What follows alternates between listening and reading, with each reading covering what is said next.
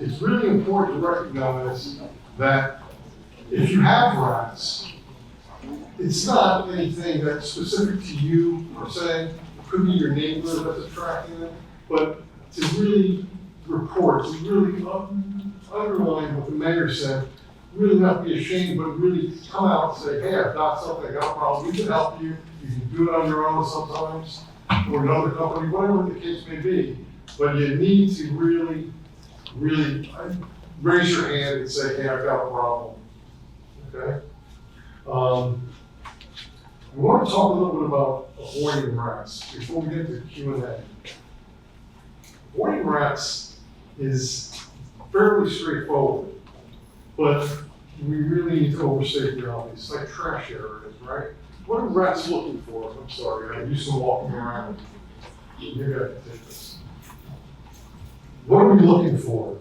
Okay, they're looking for food, right? So where are they gonna get food? Well, typically trash areas is a primary place where they're gonna get food, in garbage cans, right? So are they really sealed properly? Are your garbage cans sealed properly where you keep your trash? That's number one, right off the bat, okay? Clutter. People have clutter all around the properties, from storage areas to storage sheds, and they don't realize it, but that's like a haven for rats. They love mess. They love places where they think they can hide and nest and breathe. And that's really critical. Storage areas as well, sheds. Make sure your sheds are locked up tight. 9 out of 10 homes I go to, the sheds are loose. They've got holes in them, crevices, and they've got whole families nesting there. So look at that. Closing entry points into your home. That's really important as well, right? We don't want to get in the basement. We certainly want to keep them out of the house at all costs. So closing up, you can use steel wool, you can get a tire general contractor, whatever the case may be, but keep them out of your home, okay? Damp areas, this is really important. So damp areas could be a running hose, any kind of a water source, a stream, a brook, anything, a small river. Any area where it's accumulating water, they look for water. Rats are they're water animals, okay? So they're always looking for water sources. Eliminating all those water sources is key. Again, it could even be a koi pond, right? You might have a pond in your backyard. Very attractive, very attractive. Landscaping waste. Where are you keeping your lawn clippings, your leaves? Are you disposing of them properly? Again, if it doesn't look absolutely clean, your lawn, your landscaping, your property, it should look like a model home. Or if it doesn't look like a model home, it should just be very sparse. Shouldn't be anything lying around. No areas to hide. Okay. Yard debris. This is similar to what I just said. Leaves. Anywhere you keep, maybe you keep not mulch, but compost. Thank you. All right.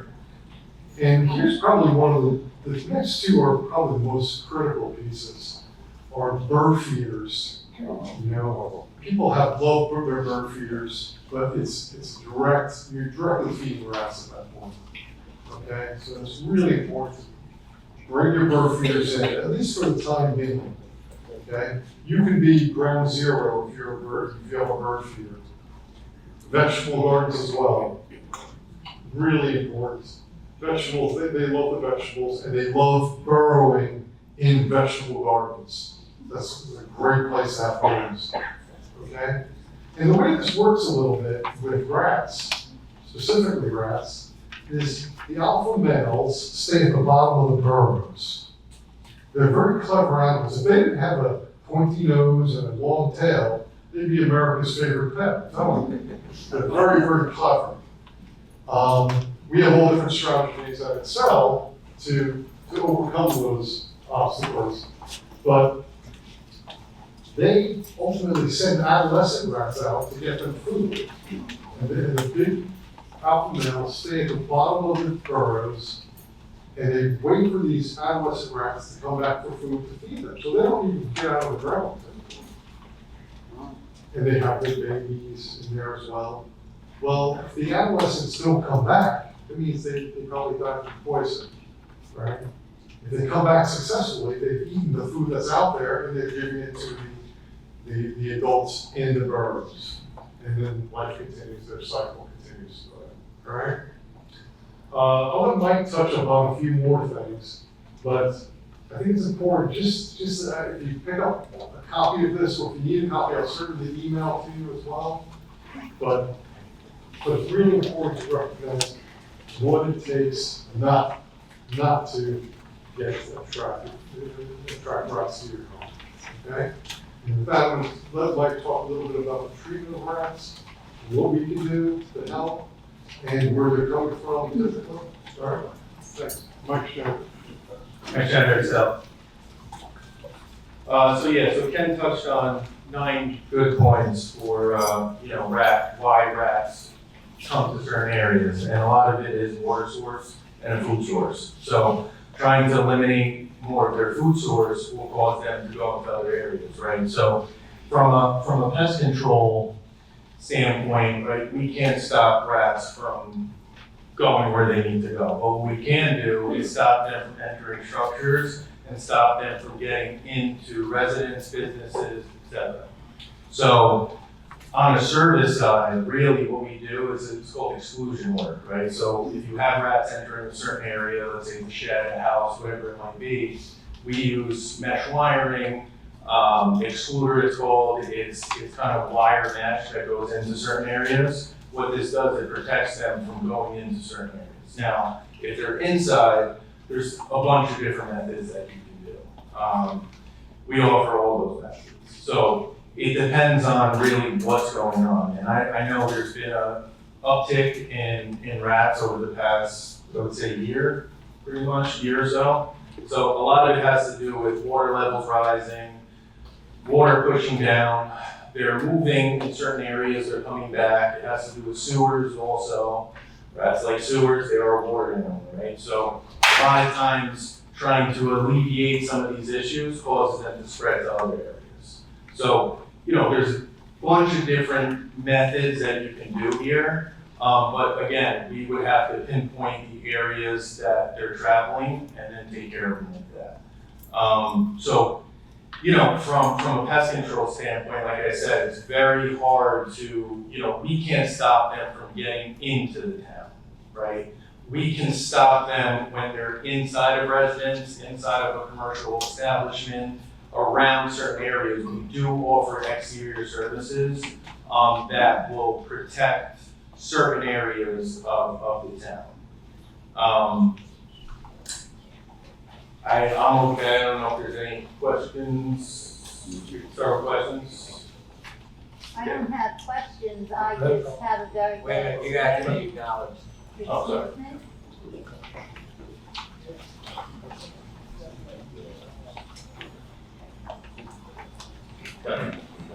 Thank you.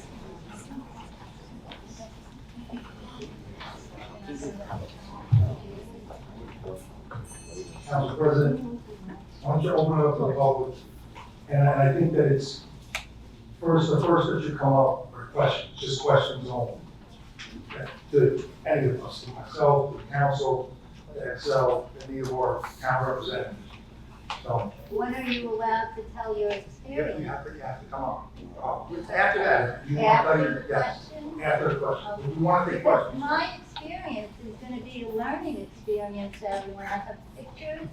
I've dealt with this since 2023. It's nothing new. I'm not trying to create a problem, but I brought this out in the open to a superior court, and nothing is out in the open until now, until they're running around.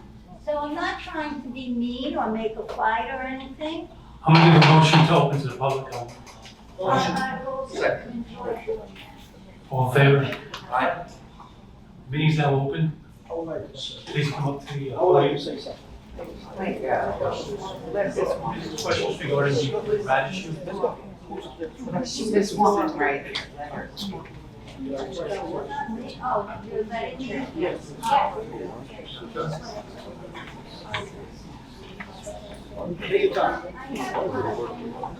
Highlight. Fine.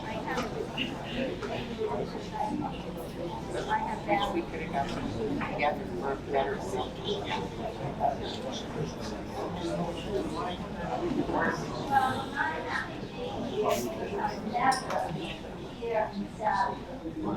But I'm here. Microphone. Still going on in my house, and I would like to make this quick. I have pictures you can circulate, so you can see what rat droppings look like. Now, let's see, in March, well, in October, before March 2023, I was packing things up in my basement, and I heard something jump behind me. And I didn't know what it was, but I didn't feel comfortable. I don't have a rodent issue in my house. And as a single lady homeowner, I do a wonderful job of taking care of my house. It's not blighted, as someone made reference to from this town. I actually edge my front grass with scissors. It's not a big property. So moving forward to March of 2023, I saw in my dining room black spots on the carpet, and I thought it was ants. And I called the pet service, and he said, that's a rat. And I went like this. Well, he didn't do anything for me. He put sticky boards down. So I called, I realized there were rats. And in Westwood, on occasion, if I did have a mouse in my house, there was a service that I dealt with, and they were very good. And I called them, they didn't want it, it was rats. So from March until October of 2023, I could not find the pet service to help me. They all ran away. Or if they came, they wanted to put boxes with poison in them. You need traps. You need traps. Okay.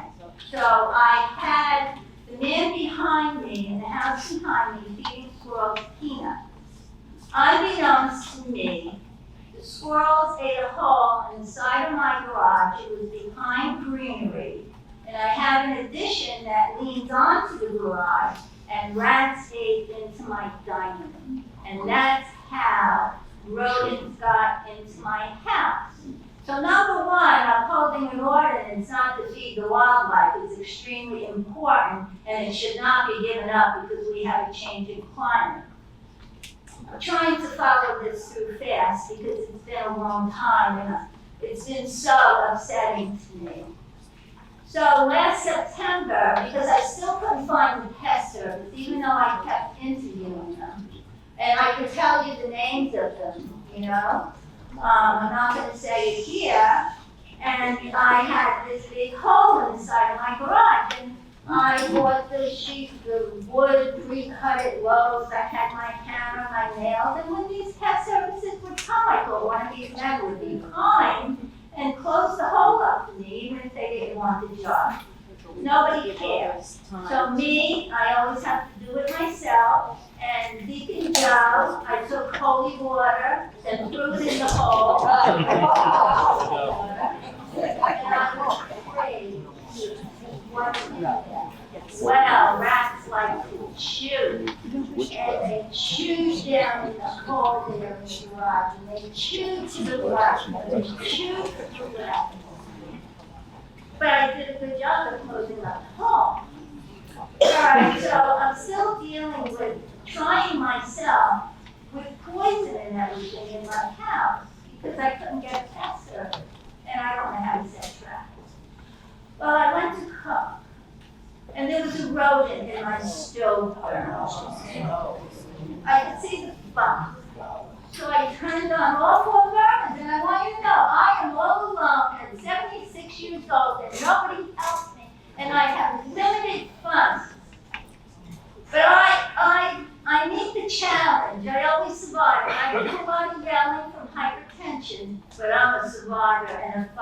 and I turned on those burners, and I saw these little paws and nose turn bright red.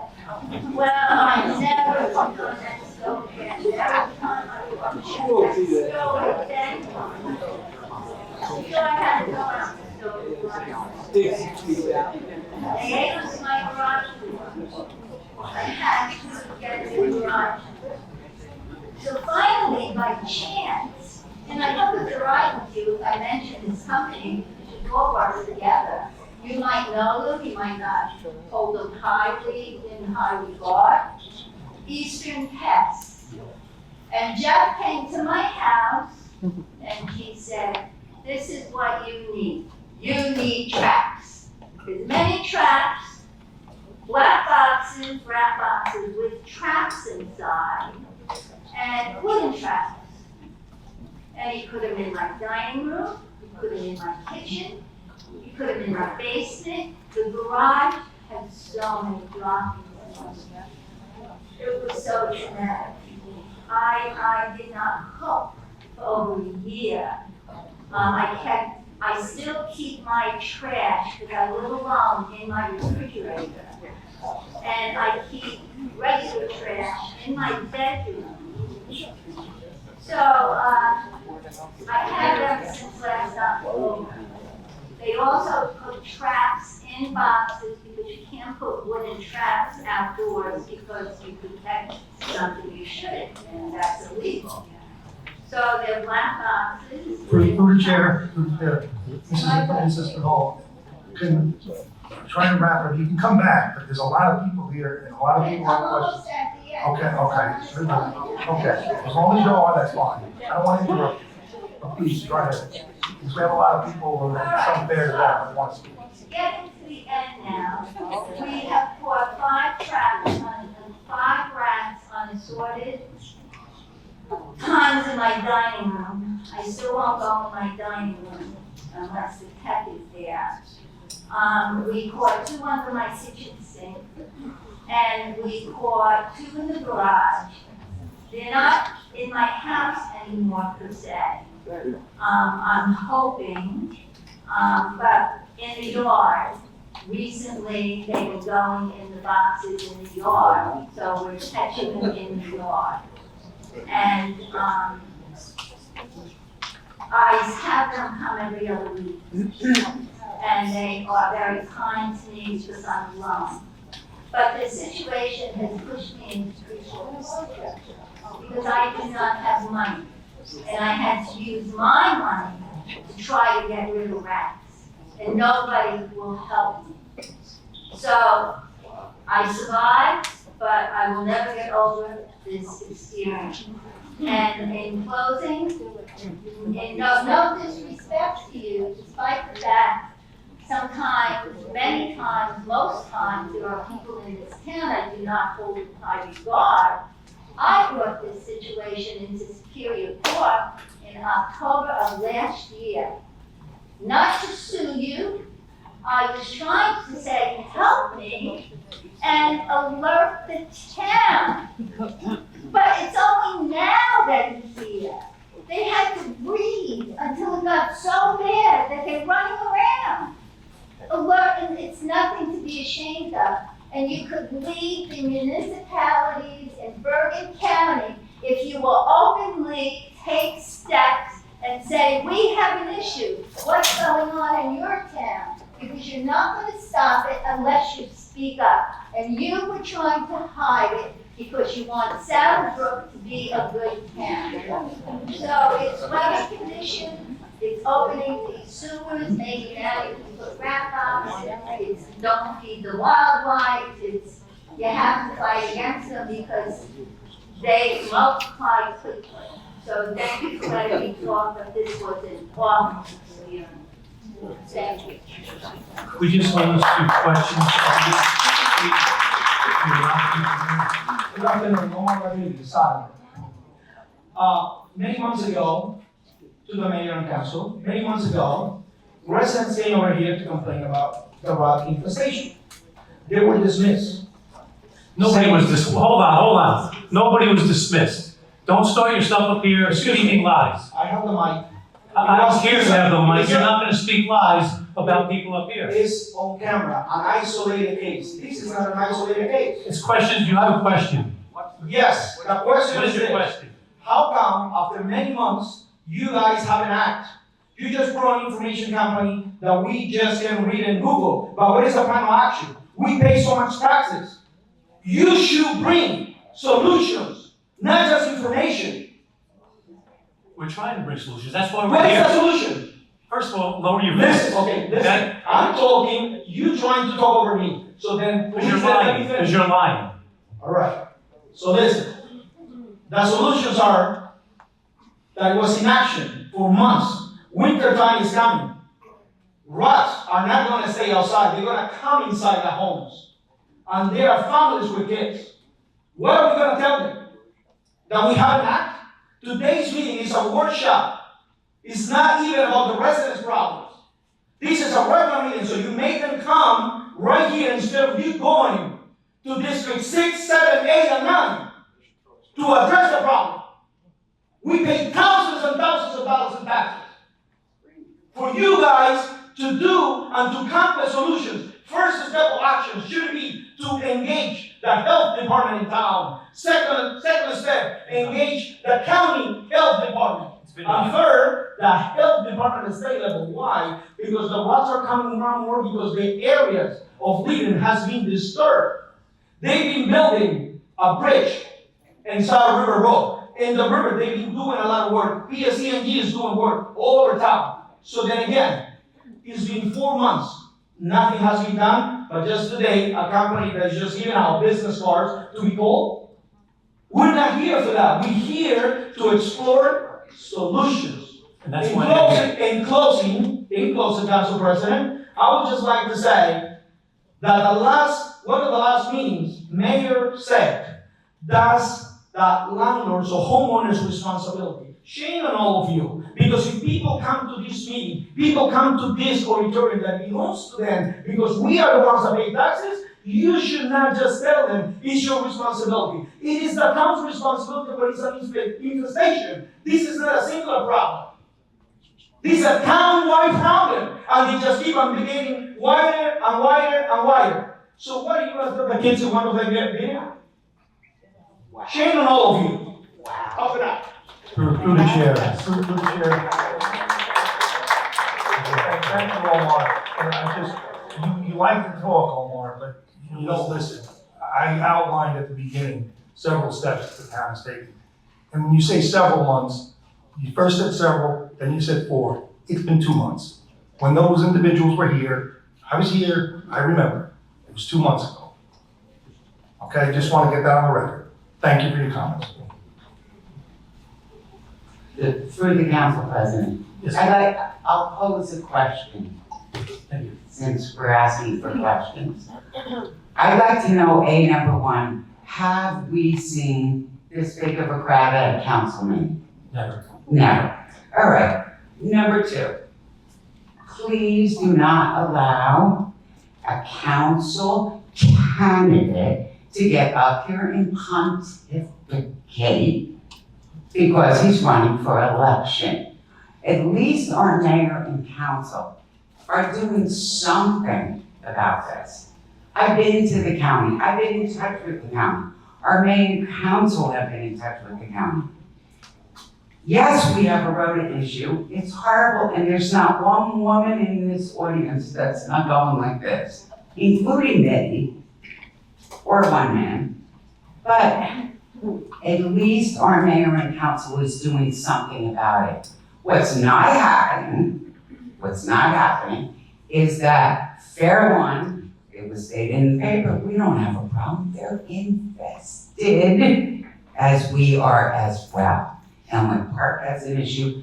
No one wants to, and this woman mentioned you had your own similar problem. You don't like to mention you have a problem because it's the connotation that you're dirty, but we're not. I clean with bleach every day. If we all I want to say is, I just got a little upset over the former speaker because we all have to be diligent work together as a community, look at our trash area, declutter. Yes, it is a property maintenance issue. It's a property maintenance issue in many backyards, in many garages, etc. But we all have to work together to help our mayor and council solve the problem.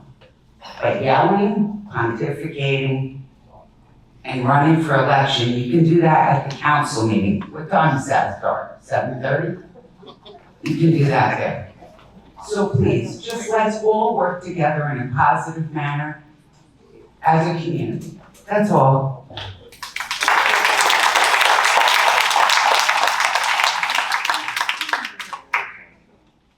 Hi, everyone. I'm with Animal Protection League of New Jersey.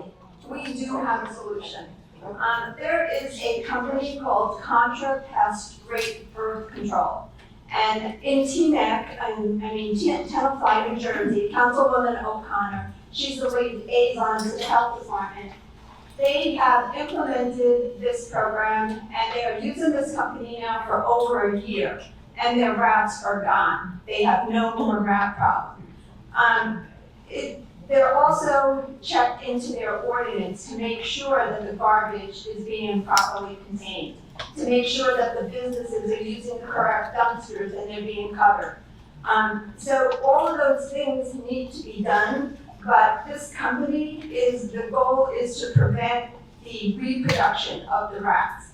That's the goal. If you kill them, they're only gonna create a vacuum and more rats will come in. And then also any kind of other animals that are in the area will also eat those rats, and that will be filled with poison, and those poisons will spread disease and attract other different animals as well. So, like I said, the goal is to prevent reproduction, and this company is doing that, and they will also have a contact with the borough if you're interested. I have Julie's number, and I have her email. She's willing to come, she's willing to speak, she's willing to help our town, and, it's a win-win for all. Thank you.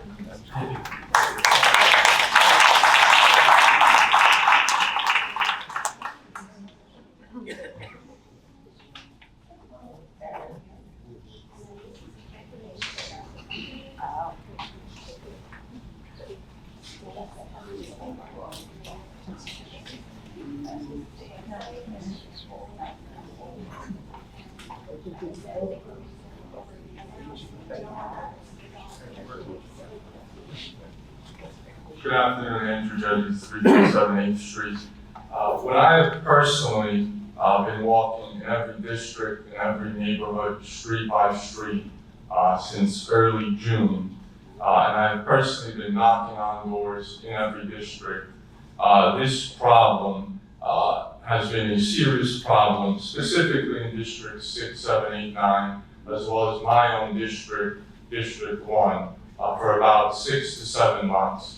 When I specifically, door to door, standing in front of their homes, on their streets, I've asked them, why don't you come to the council for these issues? When they have historically come to the council, their issues, dilemmas, or concerns fall on deaf ears. Okay, so this has been a long-standing issue for about 6 to 7 months. When our town shows up on Pix 11 News and News 12 New Jersey, when we're paying a record amount of taxes specifically for services, specifically for county services, and those services aren't being administered to us in what could be the biggest crisis in town for many years, that is disappointing and terrible for the homeowners and taxpayers of this town. The last thing I would like to mention in terms of the people consistently complaining to the council for many months and falling on deaf ears. It's now the winter time is coming. They will be looking for places inside Specifically, having done the research, September is the worst month for rats, as they are now maneuvering in between different homes and picking the best location possible to have 10 or 12 or 14 offspring per litter, so that by the time we get to March or April, they will definitely be in every district in this town. So my question specifically, since our taxes are going through the roof, since people have been complaining for many, many months, what is the budget to fix this issue? Is it gonna be taken out of the surplus that we have this year, including the surplus we have had in the budget for many years prior? And is this gonna be fixed October, November, December, February, March, April? Thank you very much for your time.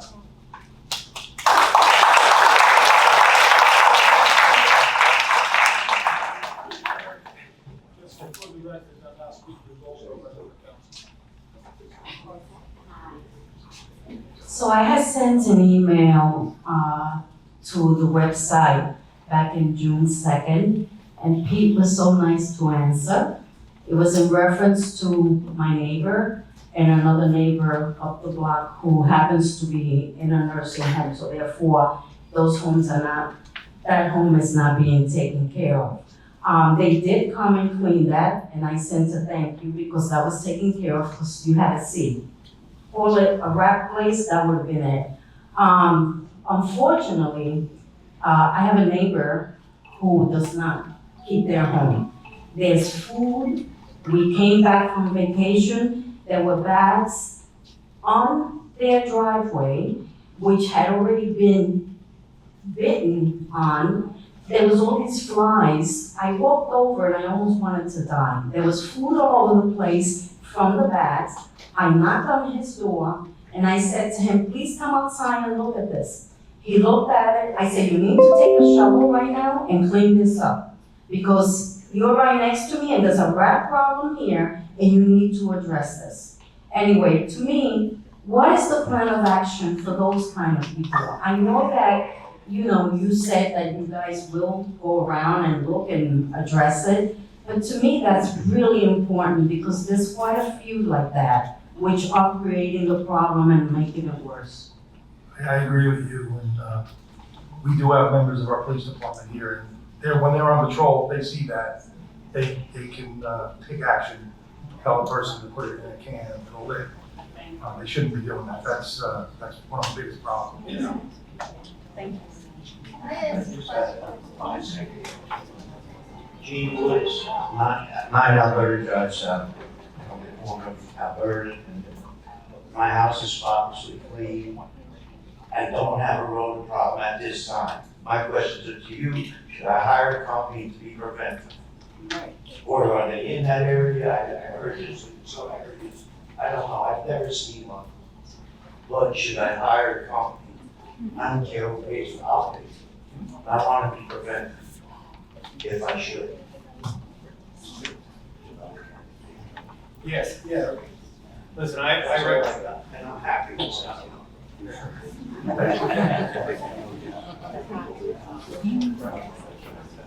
I thought that's a great Sorry, so yeah, Thank you very much. So I do recommend it for preventative measures. It's not just about the rats or the mice, but there is 4 seasons here. So whether it's ants, whether it's spiders, whether it's whatever it may be. So Like I said, I didn't see anything. I don't know if they're in my area, but I see Channel 12 News. We run, they like put a 10 second and run it all day. So they make the mountain out of molehill, if you ask me. All right, have a nice day, everybody. So if it's preventative, and if you suggest that, approximately what does it cost the average homeowner per month? So it would cost about $40 to $50 per month. Okay. For quarterly treatment, but you get as many recalls as you need between the quarterly treatments. Yeah, sure. How much a month? What's the sound? Okay, I'm making a lot of mistakes with these mics. All right, So the monthly payment would be $40 to $50 per month for quarterly treatments. So we'd come out every quarter.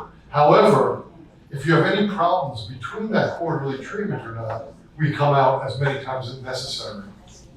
So that could be, we've been home sometimes 5 or 6 times between quarters. So you need to think about the overall cost and how that works out. There's an initial fee as well. Initial fees start at $195. That's for the hardware. It's just for rodents? No, that's for all general pests, but rodents are included. So rats, mice, stinging insects, ants, could be anything, but all general pests. What company? So it's about $150 a quarter, correct? It's about $150 a quarter, that's right, that's right. How about your pets? And you don't use poison? We use a variety of different. Pets. Yeah, so it's pet safe, completely pet safe. We've been in business for 30 years, we've been doing this for a long time.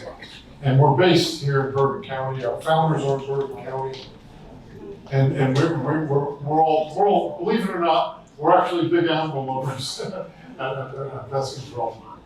Do you supply the black boxes? Yes. And the bait? Yes. Traps, boxes, baits. It's not extra? No, not all that. So the initial fee is a little higher because some of that's to buy that hardware. If that makes sense. When you do preventative for the rats, everything, when you do the preventative for the rats. Excuse me, if anybody has a question, could you go to the podium so everybody can hear, so they can get a question, answer to your question? Because they might have the same question you have. No, if you want to just come here, if you want to just come and ask a question. Wait, somebody there. Oh, I'm sorry. Does it attract the rats in to kill them? It does attract, yeah. But here's the thing that's really important, okay? If you have a problem neighborhood, if you have people that are close, I'm sorry. If you're in a neighborhood where the houses are somewhat close together, okay, you're gonna get rats that are gonna move between houses. And so you want that attracted once they're on your property, okay? That's important to recognize because you want them to go to a bait that's attractive, that's gonna be poison perhaps, as opposed to So I finding gotta have something. them already for the preventative work. Is that what you're saying? No, I'm saying, Because right now, there's none on my block. right. Nobody's seen them, we haven't had an issue. But I don't wanna set up preventative and then bring them to my block. So you might have them next door, okay? And if you have them next door, like a next door neighbor, they're gonna be roaming around looking for places. And when they do, you wanna be set up, so instead of them going to your garbage or going to something else, they're attracted to the I bait. don't think that's my question. What I'm saying is, my block has no rats on it, and you set a preventative on my block. Are these rats gonna find that? No, if there's no rats, no, the answer is no. Okay. Yeah, the answer is no.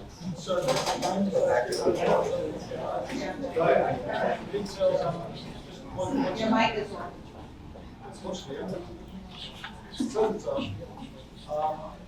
I'll just talk loud. What the gentleman, I believe, is asking is, there's, for some other people, if they've not seen any rats in their house, but they've seen them outside. I guess what he's worried about, and I would be worried about too, is you put bait inside my house. They're just outside burrowing around, there's holes and stuff like that. They're not in my house. You put it inside my house, now they're coming in my house. Yeah, we I don't want them. We don't bait inside the house unless there's activity.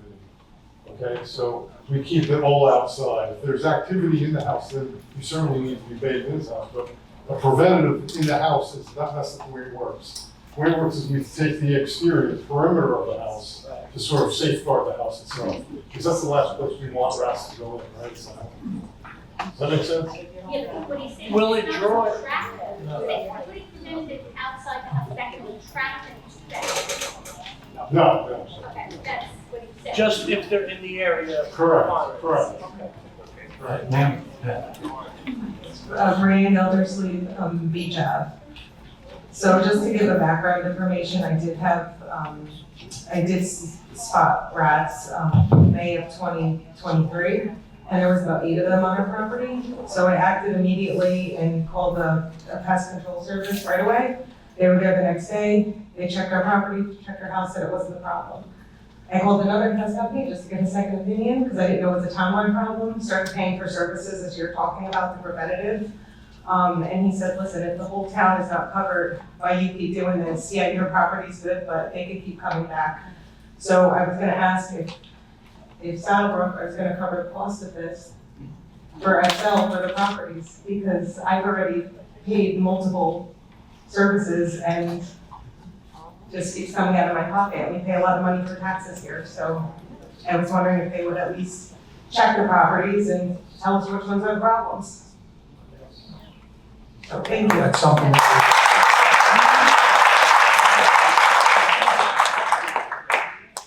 I can't speak for the council, but that is something. Everything's under consideration at this point.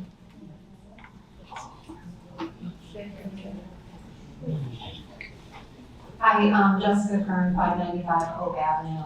I'm just piggybacking off of something that another woman said about what the town is doing for houses that are in bad condition. And you had mentioned that the police department could knock on their door and do something about it. So I'm just wondering what else can be done. I mean, obviously that's not the police's first, order of business. I'm asking because I had made some complaints about a house on our block, rats being just one of the many issues coming from that house. And same thing, we pay for pest control, we're trying to protect our property. I'm just wondering, what else can the town do for these houses that we know are the problem, where there's hoarding and there's rodents and it all comes onto our property. And many months ago, many people in our block put out poison to get rid of them because they were in everybody's yards. And so I'm just wondering, I'm sure there must be something else that you can do for these specific homes that you're aware of. Joe and Tony, would you be able to give information on what they can do, steps to follow, in order if someone's house is not clean or in shambles next to them, how they can go about reporting them to the town? So Yeah, you would just. through the chair, I did make calls when we first moved in. We moved in almost 4 years ago, and over the first 2 or 3 years, I did make calls. So just wondering if there are other things. Because based on the response that I got, the town knew about this house. They said to me, this is the best this house has ever looked. And it was horrendous. Nothing was done. So there has to be other steps. Well, there are other steps. Well, just through the chair, it's, first of all, of course, it's a very bad situation when people don't maintain their homes, let's face it. And in some circumstances, there's a reason they just don't have the money to do it. I don't think most people take pride in their homes and they like to keep them in good shape.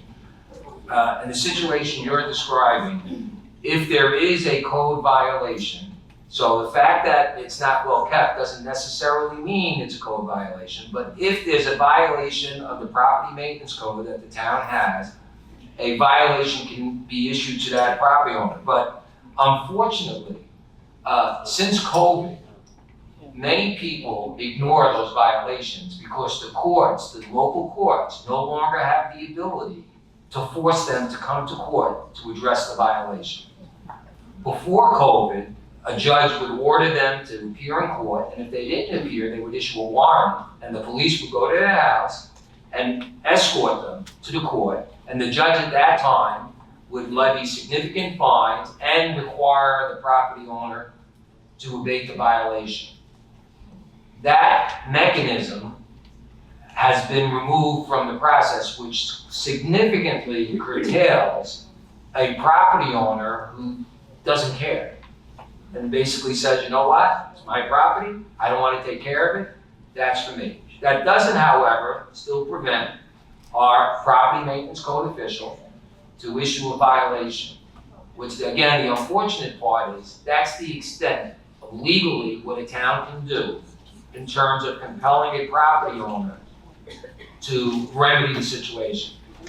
They can continue to issue the violations. The fines are per diem, so every day the violation goes unaddressed, it increases. But again, there's no solution to the property owner who just never shows up, who doesn't care about the fine, doesn't care that there's a lien on the property. Right, so then if that's the case, then there really isn't anything the town can do. These fines can just continue to build. That's not true. Excuse me, I didn't mean to interrupt you. What we've done in the past, and I know the house you're speaking of. Yeah. I live in that area. So, what we've done, I believe we may have done at this house, and our building inspector, property maintenance officer are here. If they can't pay it, or they refuse to pay it, or it's in litigation, what we have done, we've sent the DPW over there to cut the lawn, to clean up. There's one property in town that we do that all the time with, and we just put a lien on, no paying, we're using taxpayers' money, okay, which I don't like to do, but eventually, when that house gets sold or whatever, that lien is the first lien, and it'll get paid. So, And we I have done that. One last follow-up question on that. I'm sure you know that the people that were living there have left. They left last fall, and the house has been empty. There's a broken window, at least one, and there's still issues stemming from the house. And I don't know, somebody must have bought it, but is there a time limit for that property to sit like that? Well, if a property is vacant and the official deems it as a health hazard or a hazardous condition, something can be done. But it is a high standard. It's not enough that it's just vacant. Someone has to certify and be prepared to testify in court that the building is an unsafe structure or a nuisance, and let's say it's attracting rodents. I would think that's a significant health hazard. But that's what you would have to establish. It's not just enough that it's vacant or the windows are boarded. There has to be a nexus between the condition of the property and the fact that it is endangering the health and welfare and safety of the surrounding properties. Okay. But again, and unfortunately, that's a long process. So while that continues to exist, and of course the courts are very reluctant to infringe on property rights, so that it doesn't get you that immediate solution, unfortunately, unless you do as the mayor said, the town comes in and it takes basically responsibility for the maintenance of the property and then puts a lien on the property, but it takes a long time because you have to wait until the house gets sold before you can get the money back on the lien. All right, thank you. We'll look into that house, because I have a feeling that it was foreclosed on by some lending institution, so. It's empty, but you know what was in there, and now it's considered. So, thank you. Through the chair. Since we do have the benefit of our building inspector, Is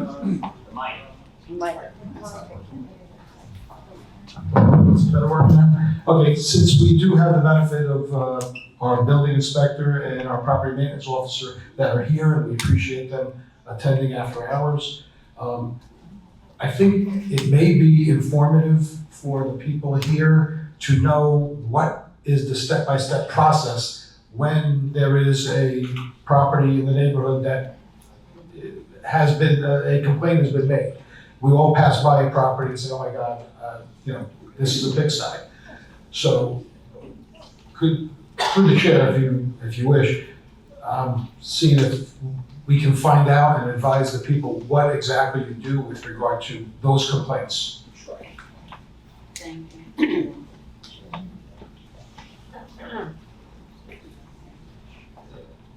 So when a property maintenance complaint is lodged, it should come to the building department. You can email us, you can call us. Every complaint that comes to my department, someone is sent out to look at it. If we find that there's a problem, they're given 10 days to remedy the problem. If they don't, we'll issue a ticket. If we know that it's a vacant house, we try to contact the bank that may own that piece of property, which is difficult. And like the mayor said, there's more than one property that the town, we end up giving it to the DPW cop. Goes through the mayor and council, and they'll put, the assessor will put a lien on the house, and the DPW will have to cut it until someone, can take care of it. As the attorney said, there's, we can write a ticket. If they don't come to court, a failure to appear is issued, which basically means nothing. They'll put it on court again for the next court hearing. If they don't show up, again, nothing happens. So we really don't have the enforcement power, the teeth to enforce it and make them even pay a fine. If they don't show up, there's really nothing that we can do. So it's not as easy as, people think, just give them a ticket and that'll teach them. That doesn't work. So, the best I can say is if you see, I don't know, somebody said, they see some of their neighbor's garbage, or like this gentleman said, there's a bird feeder in someone's backyard. Myself, who, I wear many hats, so my sole job is not to go out and look for property maintenance issues. I have another gentleman who works for me part-time. He goes drive around, but you, as the community, are the most help, because if you see something, you should report it. If you report it, I guarantee you, someone from my department will go check it out. That's the only thing we can say. So, if you see your neighbor didn't, put their trash out, you should call and say, and we can go there and say to those people, you need to take your trash out. And usually, most people try to cooperate. So, not a lot of tickets are written because of that, because we're not trying to hurt people, but we do want compliance, and most people work with us. People who don't have money, that's usually the biggest reason why people don't do, some of the things that maybe need to be done in their house, because financially they can't afford it. So as long as they're working with us and cleaning it up, maybe it's not 100% complete after those 10 days, but if 75%, we'll work with them and give them a couple more days to try to bring it into compliance. But a backyard, we're not gonna see a feeder in the backyard. Most people have fences around their property, people have dogs, we just don't go barging into people's backyards, looking for property maintenance issues. So if you're in your house and you're looking out the window and you can see that your neighbor's yard is a mess, then call us and we'll go. But if you think that we're going to be able to pinpoint, all of the backyards in Southbrook with the 2 part-time guys that are here, that's not gonna happen. So you will have to help us by reporting it. If you report it, we'll go there, we'll take care of it, or try to take care of it the best that we can. I don't know, is there anything else you want? Through the chair, Tony, it is just for the audience, because it's been brought up a couple of times, these bird feeders, and people that feed the animals. I believe there's an ordinance, right? And maybe this is for the health department, but Yeah, there is an ordinance against feeding animals. Yes, there's a wildlife ordinance. Yeah.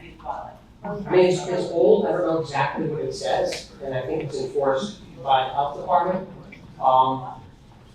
But again, we could try to, maybe tweak some of our ordinances, and, like the exterminator said, maybe we need to revisit our trash collection ordinance, and try to enforce, cans, or barrels that have lids on it, because, if we have an ordinance that says that, then we can certainly make people do it. If the ordinance doesn't say it, and some of the ordinances are old and maybe antiquated at this point, and they've never been a problem, so no one has had a need to address it, but maybe now we need to, relook at those things. I'm sorry, I have a Yes, question. we are doing that.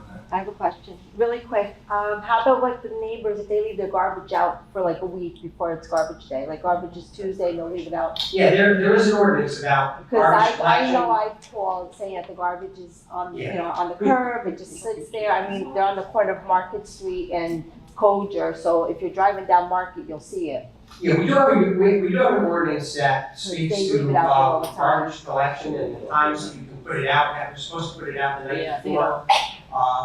Just the problem with that is, we can go there and tell them to do it, and then when they don't do it again, the best we can do is write them a ticket, and then, again, we end up in this, vacuum where, we really just need the community to pitch in and help out and do what they're supposed to do. I don't know how else to put that.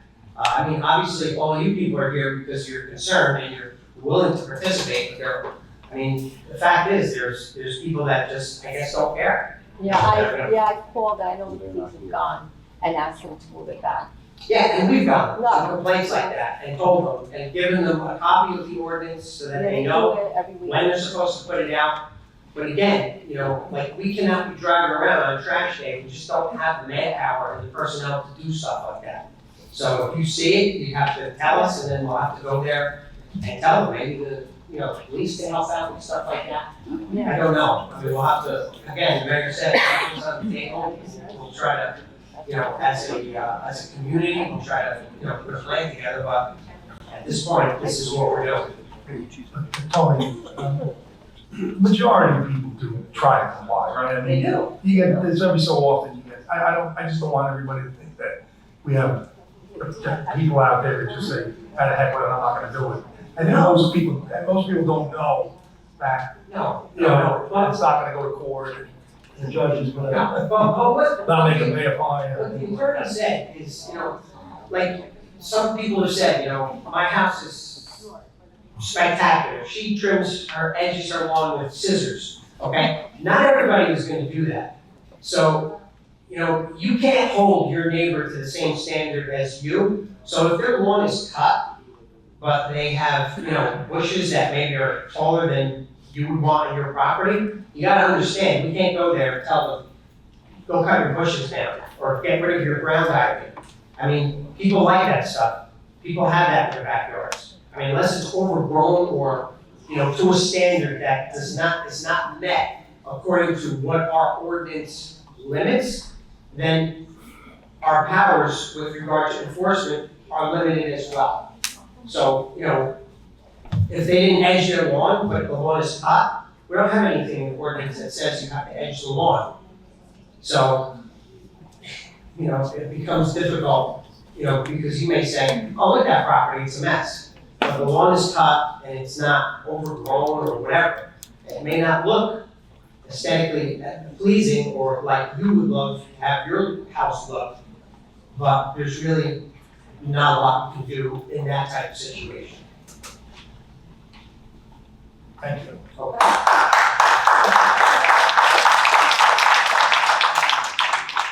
I'm Joe Montaneo, and I live on Cambridge Avenue across from the school and the field. Two questions. Question number one, has the Board of Education been notified with regards to playing fields? Because usually they have open trash barrels. I don't think the rats care one way or the other. They're just looking for something to eat. And so that's one Question question. number one, the answer is yes, definitely. They are well aware of the issue. The other thing is, rats don't understand geographic boundaries. And you mentioned, for example, rats love water, they love overgrowth of vegetation, places where they can live, where they can hide, where they can burrow under the ground. We have a tremendous source of water at the end of my street. Across the street, I live up the block from the firehouse on Cambridge. Across Saddle River Road, we have a county park. It's not a part of Saddlebrook, but the rest don't know that. And that county park is a travesty to when my wife and I first moved to this town in 1970. Exactly. In 1970, the park was pristine. Now you can go there and fish. You can't do much of anything except looking at this garbage that the county has allowed. But maybe we're suffering as a result of that. So, Mr. Mayor, to you and the council, has the county been informed that perhaps they are also contributing to our rat infestation? The answer to that is yes, and we have called them many, many times. I've spoken to county aides out there, probably once every month, about issues going on there at the park. Or perhaps But, maybe yes. US 12 and WPIX or whatever can be invited as a guest of the town to come to the park. They know what's going on there. They know what's going on. And they got a new director there now, so I'm hoping that maybe it's not gonna fall on deaf ears.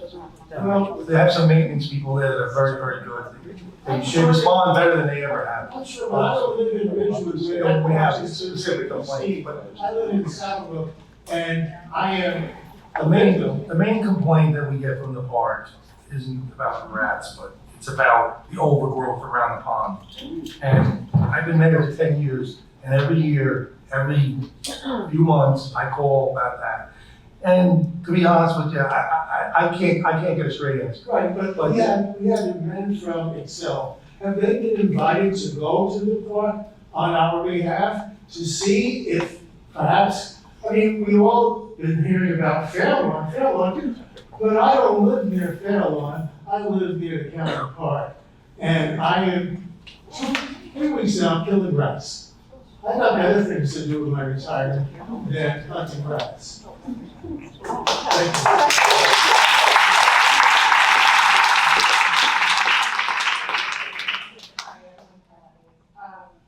I just wanted to speak about something that actually Tony touched up on. Can't hear you. I just wanted to speak about something that Tony touched up on, which was the garbage containers and how we put garbage out.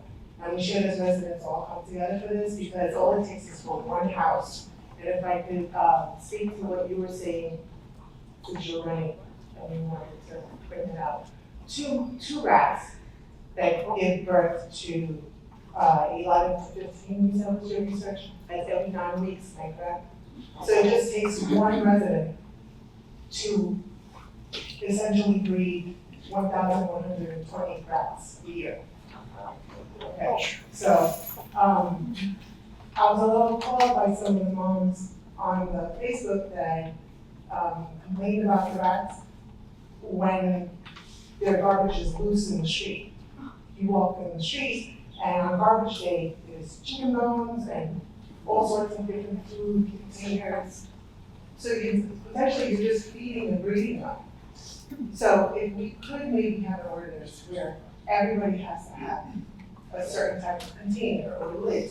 I mean, this problem is not just Southbrook, Hackensack, Fairlawn, Tenafly, it's Bergen County, it's interstate, New York has had special commissions put up the last 3 years trying to find all different ways to try to contain them. It's everywhere. So we do all have to come together. You walk outside your houses look pristine. But come garbage day, it's disgusting. You can't even walk by, or God forbid you have a pet and want to walk your dog. You don't even know what they're going to try to, it's just gross. So maybe we could start there. Just some kind of container, it's sealed, it's lid, and just to try to control it first. Because again, one person, it just takes one person to just breed a whole bunch of them. And if you're running and it's election year, then instead of just complaining up here, why don't you guys just try to help and do something and bring the community together instead of splitting us apart, pointing fingers.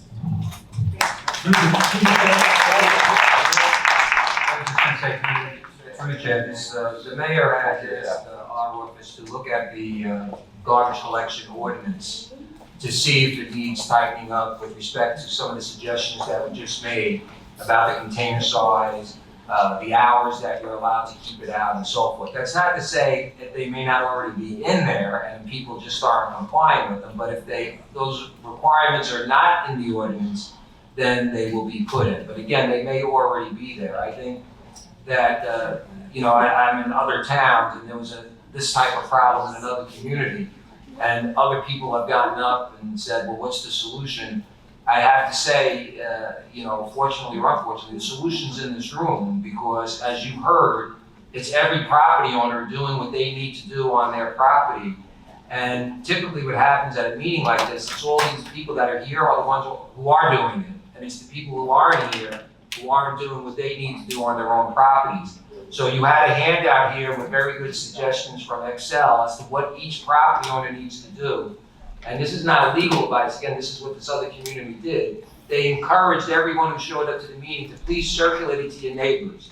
Go to their door, knock on their door and say, I know you weren't at the meeting, but this is what we need to do to address the problem. And then of course, the other suggestion that came up to have someone go to the county park, as the mayor said, they can call in the county to take care of the park. The county typically does take care of their county parks. In fact, they usually take pride in it, so it's unusual for them not to be taking that same pride in the park in Saddlebrook. And as the mayor said, they do have a new department head there, so hopefully that person will give it the attention that it needs. And perhaps Excel could also go there to see if that is in fact the source of the problem. Because when the source is coming from public property, that is something that the town has to address. That's their responsibility. So whatever is happening on a public property is something that they will, and I'm sure they will address and take the appropriate steps. But ultimately, again, it's going to come down to the people in this room and your own properties and encouraging your neighbors to do what they need to do with respect to their own properties. Because if that doesn't happen, there is no solution. Because as somebody said, I keep my property, and it goes to your neighbor, because your neighbor's not doing it. Your neighbor's not taking care of their garbage. Your neighbor has storage in the back. So it doesn't matter what you do or the neighbor to the other side does, because that person is going to attract the rodents. So, and the other point, which is very important, I know Tony hit on it, but you have to realize no community has the number of individuals necessary to be inspecting every property unless the resident makes the complaint. And that goes to people not taking care of their garbage or putting it out the way they're supposed to, or people having their bird feeders. You can't just depend upon, I know people don't like to complain sometimes about their neighbors because they're concerned, well, they'll think I'm a bad neighbor if I do that. But if the problem is that significant and it's jeopardizing yourself or your children or your own, the health of your whole neighborhood, it's I have to say, it's your civic responsibility. You have to report it. And as Tony said, they'll investigate it. But they really do have to depend upon the residents basically taking ownership of saying, I'm going to call when I see a problem, because they'll address some of them on their own, the ones that are most visible, but otherwise they really do need the help of the residents to report the issues that they're saying. I'm sorry, really. Through the chair. Sorry, really quick, how about the county where they own under the bridge by the underpass, by before you go to Saddlebrook Diner, because there's all garbage and everything there too, bottles. That's state property. That's even worse. That's state, because there's even the container next to the bus stop that's overflowing there too. The problem you have when it's state properties, they do supposedly have a schedule, but it's not going to be, it may be twice a year. And if some place gets, unfortunately, more people are putting debris there than what the typically has, because in fairness, they have some limited resources. But that doesn't mean the town cannot follow up with the state and let them know that, look, there's a lot of debris here and we need you to come in. Because the river's there, it overflows sometimes, there's, the rats there. I mean, I've seen them run around. Again, public property, if it's the town's property, the town's responsible for it. If it's the county property, the county's responsible. If it's the state property, and they should be doing it, and they can be notified. We'll put that in writing, so there's a record, and pursue them to come out and do their job. Yeah, because they're coming into Saddlebrook, and it's like, oh wow, it looks terrible. We can also call our state senator and assembly people. All right, thank you. They usually respond pretty quickly. Through the chair, I work in Hoboken, and they had a rat problem. I think it also made the news to the point where when I walk to work, I would only have to scurry. I scurry more than they do, but it's 2 or 3 rats at least a day that I've got to step over or step around. What they did, because of the rat problem, they strengthened a lot of their maintenance laws. One of them was to require no plastic bags on the ground. Everything had to be in containers and everything had to be in sealed containers. And they would issue a summons if they were on the ground. They would issue a summons if the container was open and the bag was just exposed. The issue is this: from being on the council for a good number of years, whenever somebody complains about something, and it's a valid complaint, and we take action because of that complaint, it seems like for every person that we're pleasing by doing that, there's almost an equal number, sometimes more, sometimes less, number of people that are upset by that. So I'm going to just, with the permission, just take an informal poll. If this council made an ordinance that said that everyone had to have containers with lids, and they might not have it, and they'd have to buy 2 or 3. I think somebody was on Facebook today saying it cost them $85. We're talking about a $250 investment. Would you same people come back and say, hey, listen, we don't want to pay $250 for that? Would that be acceptable, at least to the people in the audience? I just want to get a straw poll here. How many of us would buy garbage? One? Have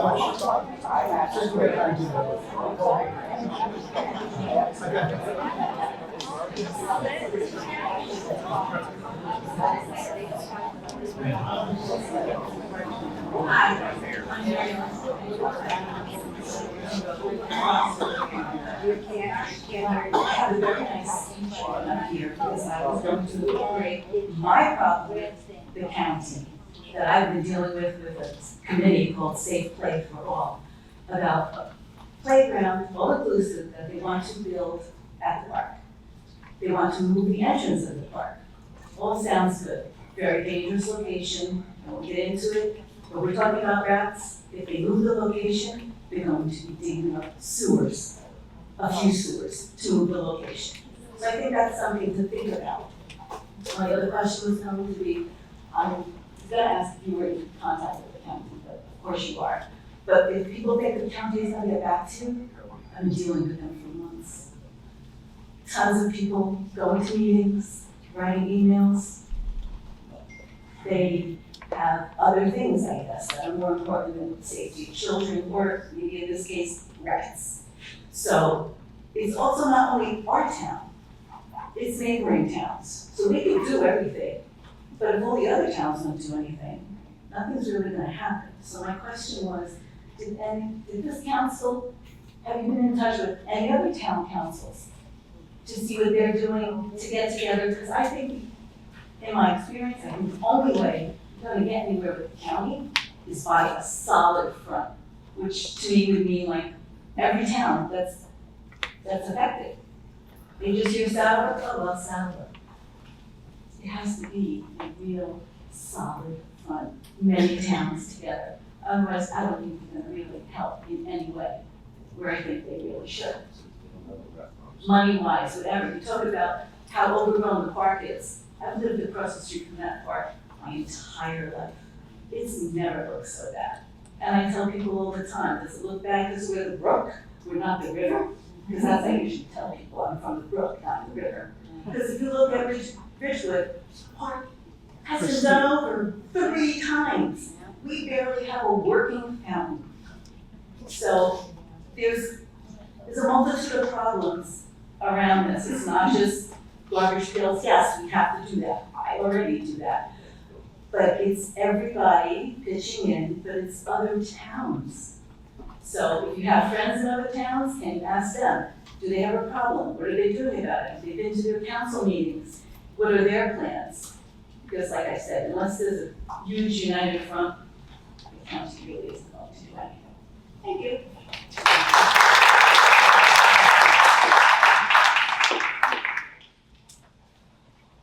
Good evening. I'm Jenny Ferguson. I live on 8th Street. I have yet to see a rat on my side of town, but knowing that there are rats in town, that's a problem for everybody. I'm very concerned, and I have actually a few questions. In reference to the last question about the trash receptacles, I would like to know if the council would be willing to buy receptacles in bulk so that the town can buy them, so the residents can buy them at a regular rate or reduced rate, because I have a trash can with a lid, and I changed the lid, and when it gets dumped, the chain was broke, it gets rolled over, the lid gets rolled over, and I'm having to constantly replace that receptacle. So it's not a one and done, I'm constantly buying receptacles. My other question is the council willing to pay for a rat task force or a community fund to assist those who can't afford to do what they need to do? Because I bought my house in 2020. Within the first 6 months, I lost my full-time job, had a part-time income, And every summer I've had a pest issue.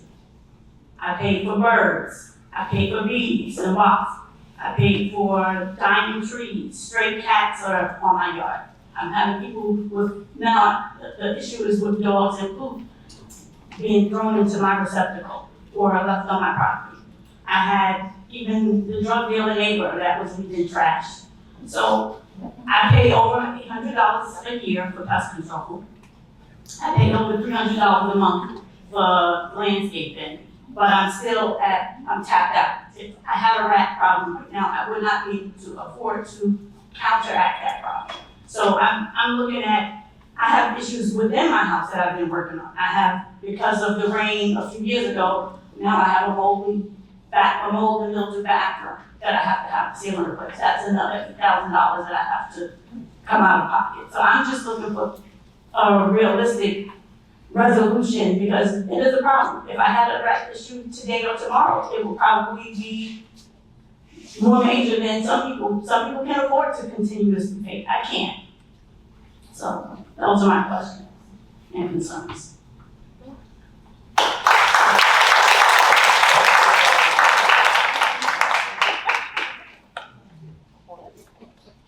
Tommy Hayes, Floral Lane. First, I want to thank the council for putting this meeting together. It means you are trying. Thank you. And the people that are here are people that care. The people that are having the problems, are causing the problems, are not here. That is the problem. They should be here to hear everybody's complaints. So let me just address a couple of things. When I have an issue, you people have always been there. Tony's come out. I have issues with some neighbor, one in particular. If he's watching this, he'll know who he is. Regarding the laws and the ordinances that you're saying we can give them tickets, Tony said that, we can bring them to court, we can do this, that. Maybe the laws need to be strengthened, maybe a couple of warnings, and then forget about the fine. You're going to jail if you don't come to court. That's the way it's supposed to be. You can't just let people get away with things. If we have ordinances, they have to be enforced. And if they're only enforced so that they're told what they have to do and they don't do it, that's not good enough. So it's time to change the law. I'd like to know some of the things I'm reading here about removing shelters and debris and all this. Is each one of these that are in this first paragraph laws, or are these just suggestions? For instance, this is the big one that wasn't talked about. Wood piles. Nobody mentioned that. People have firewood. It should be, according to this, raised up off the ground 12 inches. Is that a law? Through the chair, it's not a law how high it has to be above the ground, but it is a law that if it becomes an attractive nuisance, it constitutes a violation. So it could be even 2 inches off the ground. If rats are boarding, burrowing there, it would still be a violation. But there's not a requirement as to what the height has to be. So I guess that's a yes and a no type of answer. Well, if there's a wood pile, doing everything of this neighbor, if you're watching, you know who you are, has piles of wood all along the property line, inside his property, along the fence, but it borders mine, right up against the fence, no covering, just wood pile. If that's against the law, then it should be addressed. So should I call the building department to tell them to go there and tell them to do something about it? Well, I would check with the building department to see if that's going to constitute a violation in and of itself. In other words, if they went out there and they saw the wood and they saw no infestation of any kind there, it may not be a violation. But to your point then, perhaps we can look into creating an ordinance that says you can't store, well, we'd have to see how far they would want to go, whether it's you can't store wood pilings any more than, or it has to be enclosed, whatever. That can be looked into. So we'd have to see what our existing ordinance provides for, and then see if we can come up with a requirement that can prevent the situation that you're talking about. I mean, even if they keep it most of there are laws where you have to have a shed 5 feet from the end property. Well, how about the wood piles? Keep them away from the perimeter of a neighbor. Right, no, exactly. And cover it. No, I agree with you, but again, maybe there's something even more that can be done than distance. Maybe it has to be enclosed, maybe you have to limit the size. I know a lot of people that have wood burning fireplaces, they get maybe a shipment once during the season and it's a big pile. But you have to look at all, sometimes when you come up with a solution to a specific problem, it then creates another problem. So I think that your concern is warranted and it can be looked into to see what can be done to try to prevent the situation that you're describing. As for the Bergen County Park, the mayor knows that I don't want to call them complaints, but I've addressed the situation. And now that I've heard Joe and a few other people talk about the Bergen County Park, I want you to be aware that they also have, Bergen County has council meetings. I plan on going, I think it's September 17th. And if we could fill up their room like this, maybe something will get done. So if you guys, anybody wants to go to the Bergen County Council meeting, I'm pretty sure it's September 17th, I had given you the date. And the mayor has called them. I know he has asked them to do something about it. I grew up in this town. I remember skating on that lake, fishing anywhere you want. Now, you have to burrow your way into a spot to do, if you wanted to, do some fishing down here. It's ridiculous. If the animals are in there, if that's their home, and then they come looking for food in our properties, then Bergen County, if it's their issue, they have to do something. So how can we, as a town, make them do something? The only thing I can think of is bringing people together like this, going to that meeting, bringing a lot of Saddlebrook residents. So if anybody wants to join me, I would love to contact them and tell them we're bringing a lot of people. If there's any suggestions on doing that. Tommy, did you ever talk to your neighbor? I mean, you probably mentioned something to him about his wood pile, right? And we don't talk. He's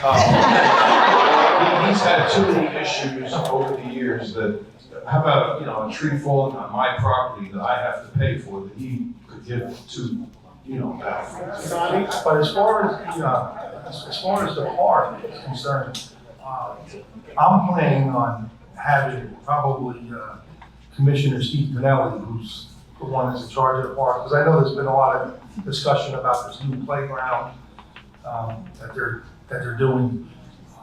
I believe they're moving forward with it in the location that they said they were going to do. We had residents that went, Councilman Garrett also went to one of the meetings to suggest maybe they put it in a different place. But they from what I understand, they made the decision that they're going to keep it where it is. And so there's some concerns about that. And pretty much it's either they're going to keep it where it is or they're not going to do it.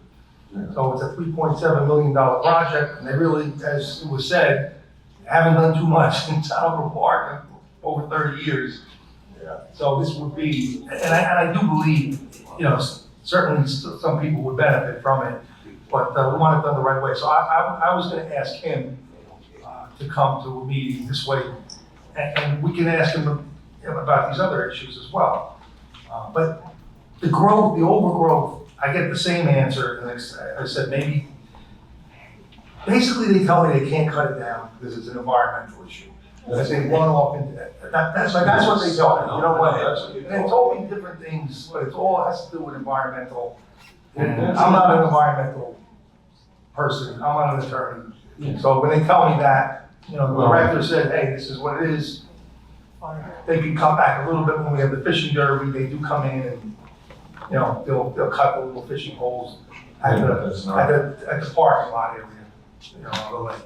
Tommy? All right. But anyway, so I am gonna have them, I'm gonna ask, and I think Steve will come. With them telling you it's an environmental issue, can they spell out what the heck they're talking about? Because this is an environmental issue. It's more important. This is our living quarters that we're talking about. So I know you guys are trying. Thank you. Through the chair, can I suggest anybody who is concerned, who has a computer, post every day photos of the park on Facebook and say, here is the breeding ground for the rats that have invaded my property. But we don't know that, sir. We don't know that. You know what? We don't know that. We don't know that, for sure. And we have to Yeah, I hate invite to these say men that to when we find don't know. out. But in the meantime, I think they're more in the river, if anything, in the creeks. but as you said, they seem to have disregarded the fact they bear the name of our town, but they are aloof, they could care less. Tom Stanley, 128 Lincoln Avenue South. I do want to thank you all for putting this night together and everyone for coming out here. It's amazing to see all the people here. I know some other people mentioned up here, right? You know, it's important to work with the other towns if we're not ready, you know?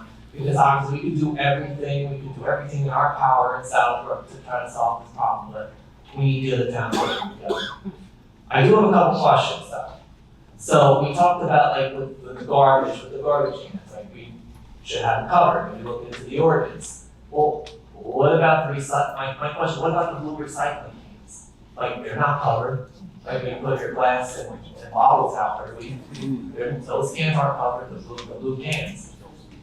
Also like, and like, you know, and obviously I always picture it washed out before you put it into the recycle bins.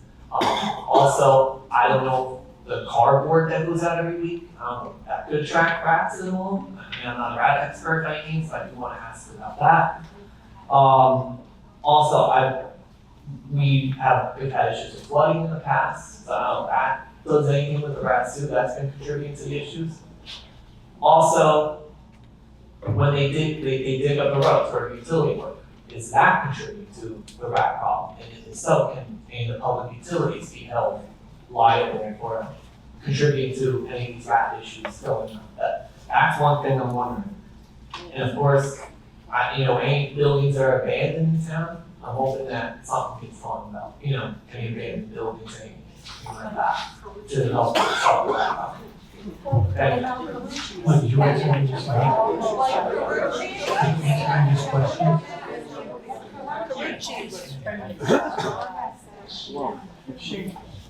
So yes, for the garbage, definitely, right? But the recycle, I know you said you wash it out and throw it back in there. That's okay. On that half cardboard, they will nest with cardboard. So a lot of times when you find nests, what they'll do is they'll take it and they'll make a home for their offsprings, right? I'm not too really concerned about the cardboard. Okay. For the waterizing, definitely, that's something that they can travel through. And for the construction, another thing, right? Rats live a lot of times underground. When they're banging, they're digging, rats do spread. So normally in situations like that, depending on what's going on, so we, in Hoboken, we do baiting, we'll do baiting and snap traps for those areas when there is any construction going on. Can those rats be relocated to a safer area that will not harm people on other environments?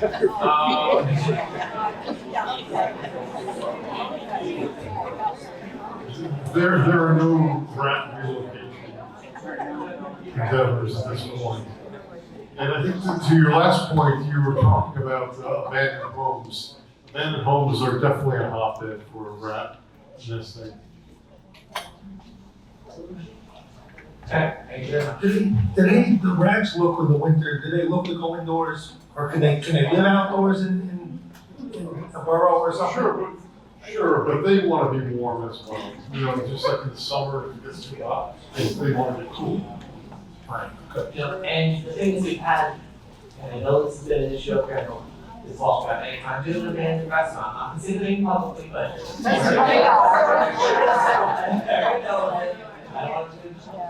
But that's the thing, we just need to make sure it stands up and properly maintained, that's the biggest thing. Thank you. Through the chair, I have a couple of questions for the pest control people. Two things, Gerald. Number one, somebody mentioned dog poop on their lawn. My understanding is that is also attractive to rats. People let's say they let their pets outside not only the people that are rude and walk their dogs and have crap on other people's lawns, but people that let their dogs outside and just, it's sitting there in piles of turd. Is that an attraction for rats also? Anything could be rat food, basically, okay, a food source for rats. So waste, fecal matter, always. It's just bad sanitation practice to begin with, right? So if you have a dog, clean up after your dog. I mean, these are all, fairly straightforward, fairly common sense, right? Second thing is, somebody mentioned, basically, could we solve the rat problem by taking it away from the county? Now, Saddlebrook is unique, I guess. The entire east side of our town, up to, I guess, the cemetery, is bordered by a brook, Saddlebrook. On the west side, the entire area is bordered by a railroad track, which has a culvert that runs right next to it, which has water flow in it to get down to ultimately to the Passaic River. So we're kind of unique over there, but I guess the question was, if we've got a river, like a riverbank, and they're burrowing there, is there any way to, let's say the county said, we'll do whatever you need to do. I mean, other than napalm, is there anything that they can do to, stop rats from burrowing in? I mean, I think rats have been around for millions of years. I don't think they're ever going away in total, but is there something that the county could, let's say the county said that they'll do whatever. Can they ever go in and find the burrows and? Sure, yeah, the answer is yes. We have different programs and different solutions for burrows of rats. Okay, we're pumping carbon monoxide into holes, okay, and stamping them, basically stamping the burrows so that it encapsulates the carbon monoxide so the rats can't breathe. So if we go to the county and they say there's nothing we can do, they're full of it. Well, I would say so.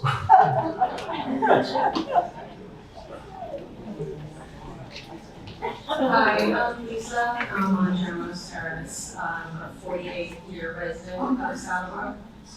Growing up, I lived next to a house that was notoriously a mess and a disaster. Never did we see rats. In the last, I've been dealing with this for at least a year and a half. General's Terrace, Kuhn, we were inundated. It was being reported, there was a list of action, we were told, get a pest control company, fine. We set traps. I just had one in my pool, last week, did one in my pool. So the problem is prevalent. The problem is here to stay unless we do something to find the source. Now, I don't know what's being done to address the flooding issue. If you look at the flooding issue around Saddlebrook, my basement never used to flood. The last few years, no matter how much rain we get, my basement floods. Yeah. The street floods to the point where you can get a canoe down the street. So the towns that are being affected are Saddlebrook, Elmwood Park, Lodi. All of these people are now reporting rat problems. The common denominator is the flooding, the increase in flooding. So what are we doing to address the flooding issue? Because I do live near the park, but again, 48 years in Saddlebrook, we've never had a rat problem. Okay, all of these things, clean up, make sure you have a trash bin that has a lid. Those are all well and good. We've had people through the years feeding birds. Never had a rat problem. The common denominator is the flooding. The flooding will displace the rats, bring them into town, and Elmwood Park, Lodi, Saddlebrook, all have major problems. It's not a coincidence, it's the flooding. So what is the town doing to address the flooding issue?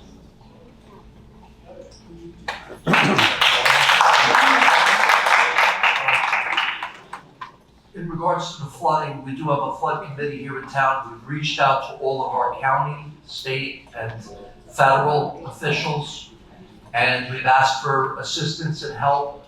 Unfortunately, it's a lot of money. We're talking about dredging and doing all those things. In Lodi, the mayor there, Scott Luna, he's reached out. We've met, we've spoken, and we're trying. We've been continuing to try.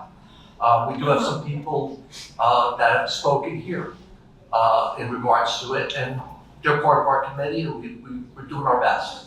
The mayor's on the committee, Pete Latico's on the committee, and again, we meet, we've written letters, we've reached out to people, and unfortunately, it's fallen on deaf ears. So what can we do as residents to push this with the powers that be? Right, I mean, the county has meetings, you have assembly people that you could reach out to, a state senator you could reach out to, Congress as well, a person that just took over Nellie Poe, and just let them know that what's being done. Because it's millions of dollars, it's not something that we could put in our budget. If we could budget for it here in Saddlebrook and fix the problem, we would. But it's millions of dollars, okay, so. We pay a lot in taxes, so I can. Well, listen, whatever you can do to reach out to those people at the state and national as well as the county. I mean, I went to a county meeting, I spoke in regards to the park with Mary Ellen Stefanko, and there's hardly anybody there. This would be incredible for them to see. There maybe 8 or 10 people at their county meeting, 17 municipalities.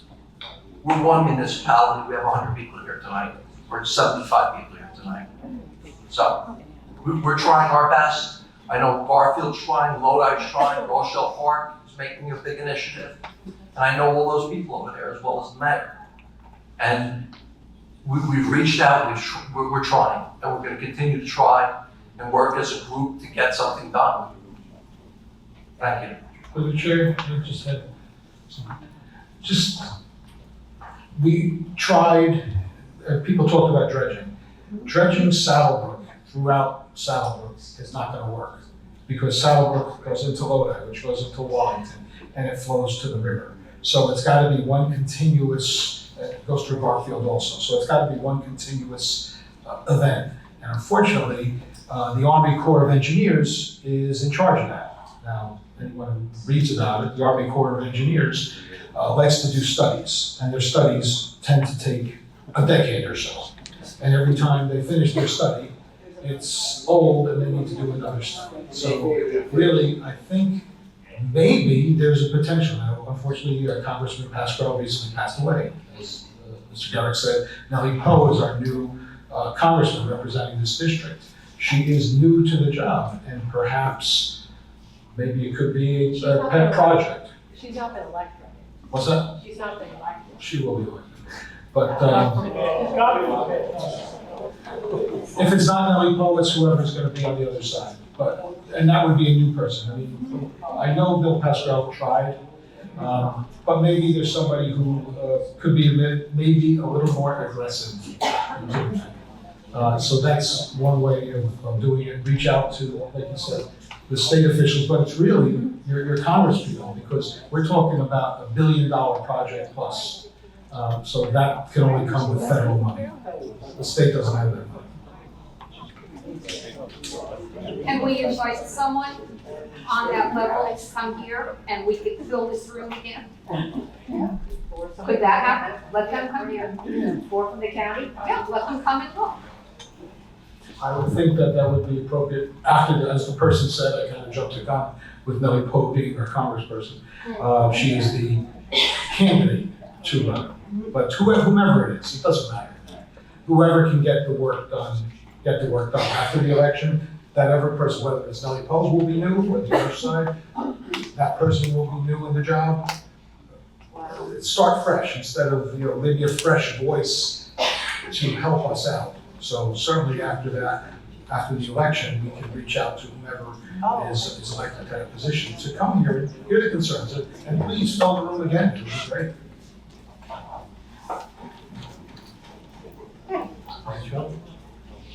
First, I'd like to thank the mayor and council for holding this forum, and I'd like to thank each and every one of you for coming and speaking your piece and getting some information. My name is Joel Trella. I'm a 50-year resident of Sellbrook along Oxford Avenue, and I have seen this rat issue before on a number of occasions. It seems to me that anytime that we have any new construction or some buildings being torn down or any huge movement, we see a rat problem.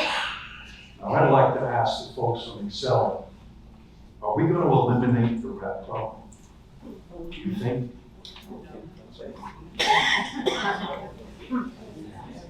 You can eliminate it. Okay? It can be done. But it takes persistence. You have to just guesstimate how many rats are in Salvador.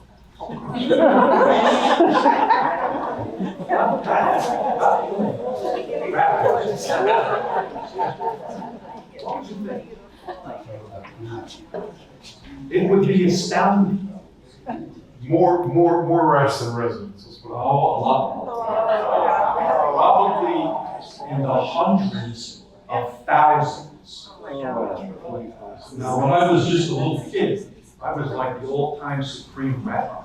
My uncle had a farm, and I would go to the farm, stay for a week or two, and every day I'd go down to the gas station and buy some .22 ammunition. I would shoot 50 rats a night, every night. Did it change anything? The answer is no.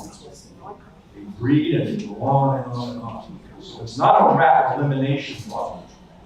They're just problem. It's a rat management control. So we got to control it better.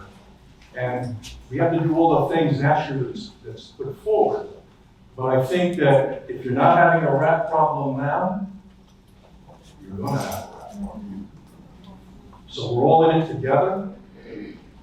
And what needs to be done is be realistic. All of these things, when you talk about the county doing this or doing that, well, let me tell you this. I worked for the county for half my life. If you're looking for relief there, you're in the hole. What you need to do is focus on things that you can control. Those things are your property. How you conduct yourself. Make sure that you don't have a very short bird bath that the rats can come and drink from, and things like that. But have we seen this before? Yes. Are we going to see it again? Yes. So what we need to do is do a better control, keep on top of it, do what you can do yourself. And I think that, there's been some criticism of the mayor and council here. I don't see it. I don't see it. This is a recurring issue, and it's going to recur. So we got to do the best to manage it and try to control it. So that's all I have to say. Thank you.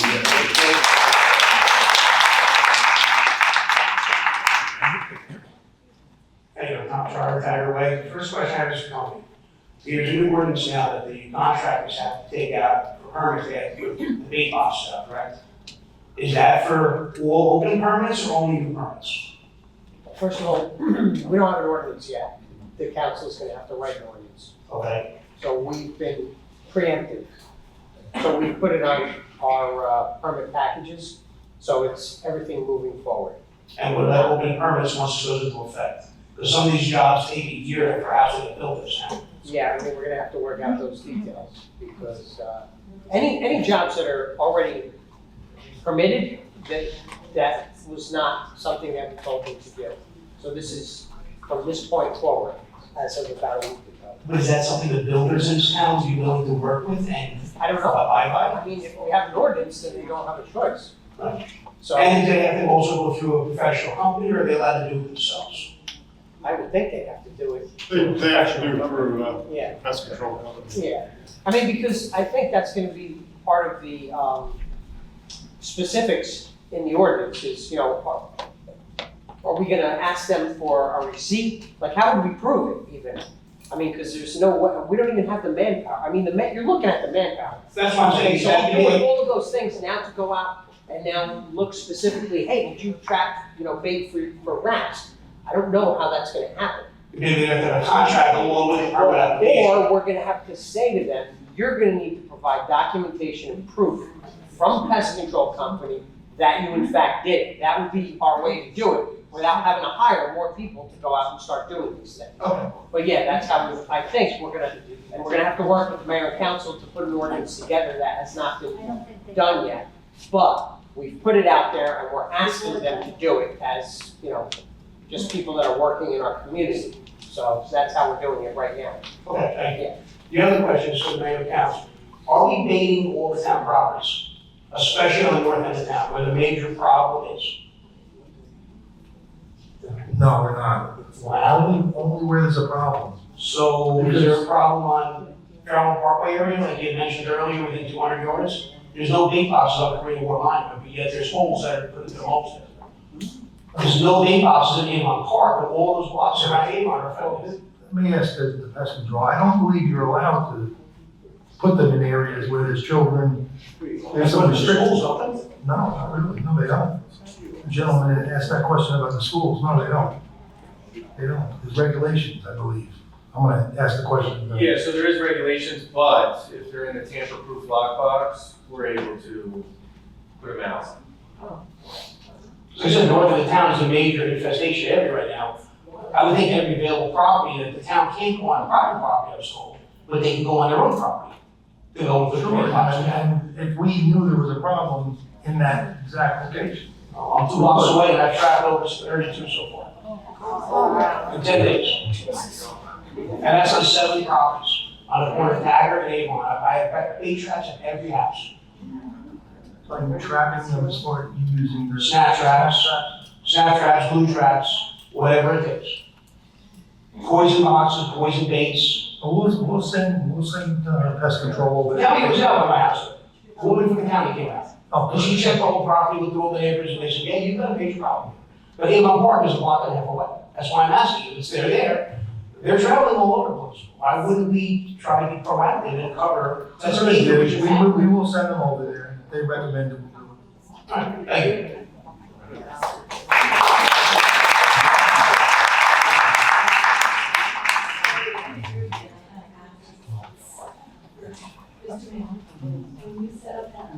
Microphone, please. When you set up that meeting for the farm and everything, could you let me know so I can pass the word? Absolutely. Okay, thank you. The other thing is as far as flooding has been an issue since I've been here, but there are committees, so if you'd like to join a committee, which I know committees are very small, but of course, strengthening numbers, so join the committee. And if anybody is interested in my committee that concerns the playground, that will, if it's built, be digging up sewers, speak to me after the meeting, or look me up on Facebook, and get in touch with me, and I'll explain the whole situation. It's really not a good one. Thank you. Thank you.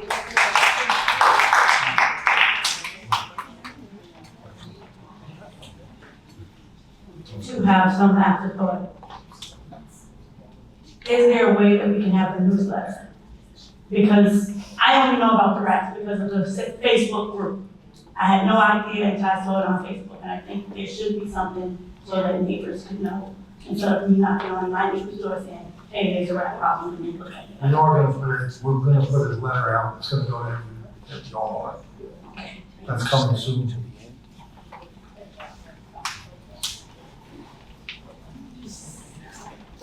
Hi, how are you? Robert Hickey, 152 Bell Ave, been in Southbrook for 28 years. Back on June 6th, we got a letter from the Turnpike Authority and also the Garden State Parkway regarding a permit they submitted, I believe it was copied to the town of Southbrook, for long-term repairs of 2 culverts along the Garden State Parkway, which on Bell Avenue goes from the back of our house all the way down along the Parkway property down to the river. So they're talking about doing an inspection, and we know behind my neighbor's house right there, we know that that culvert is damaged right now. And we've had major flooding problems. The minute they start digging these up, there's gonna be a worse rat infestation than we've ever seen on Bell Ave. Because I know, and we all know, that these drainage pipes have rats in them. So my concern is there any way to do some pre-preparation when they start doing this? Because that is a 1,500 to 2,000 foot pipe that runs down there. Now, have we had rats in our backyard? No. We get a lot of mice, well, we do get flooding back there. So, is there a way somehow to prepare this? Like, the people told us that Southbrook should reach out to this company and tell them to use a product called Diatrap. You familiar with that? Yes. That they can tell them to start pouring this down, these pipes in the areas as they start to dig it up. This is what this company, this person from the New Jersey Turnpike Authority told my wife the other day when we called. Well, excuse me, I'm sorry. That's okay. He said to tell the mayor and council, to tell the Turnpike Authority to get them to do that. When Viking came to our house yesterday, she told me they would use Diatrap. And when all this is being dug up, at that same time, someone should be walking behind them and pouring all this stuff to kill the rats so they don't come into our yards. We certainly can request it. Yeah, that's what he said, to request it, because it's gonna take months. I said, how long is this project?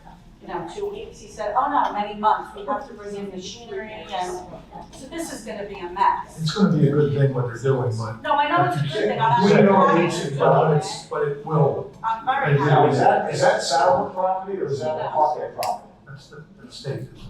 That's the state property. Yeah. Well, before you went any further, I was just looking on the faces of the Excel guys when you mentioned that chemical. Yeah, Diatrap. That's what they told me. Safe? That's what Viking told me. I don't care what the Viking says, it's not safe for our kids. Yeah. I understand that. Yeah, so, that's really not the right way to go about things. So Okay.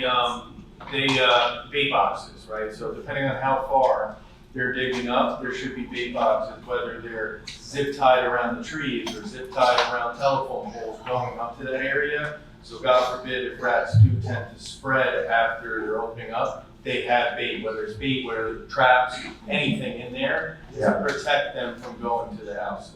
Because I'm assuming when they start digging that out, the rats are gonna go somewhere. Yeah, and the problem with Diatrac is it is a very, very strong product. There's another I get product called tracking powders, EP tracking powder, it's similar. You don't want to put that in an open hole. One, because if wind blows and it takes that powder up, and there's going to be issues. So everything has to be tamper-proof, lockbox, safe for pets, kids, and anyone, really. When they do that digging up, are they supposed to do something to put these rat traps down, or is that something like they told us to have the mayor and council tell them to do this? Because I know it's gonna be a disaster when they rip it up. Yeah, so I really don't know if it's mandatory by a lot of places, but I know for an example, for Hoboken, anytime they dig, we have to do it, and they did a major job about 3 years ago in Hoboken where they had to replace a lot of the sewer lines on Washington, and we had to bait the entire Washington from first all the way to 15, and it definitely did help the population of rats when they started moving. Okay. That's all I have. Thank you. Through the chair.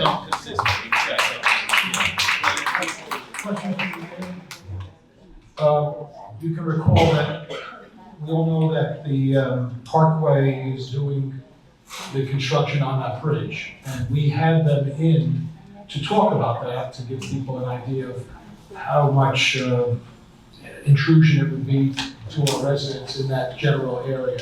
Is it possible to, being that this is going to be a project affecting a number of residents, that we could have the Parkway, I think they were Parkway officials, or maybe it was a company that was going to do they were the subcontractor for the Parkway, to come in and just explain what they were doing, and maybe give them, or find out if they're doing anything with the I Parkway. imagine they're probably gonna have a reconstruction meeting.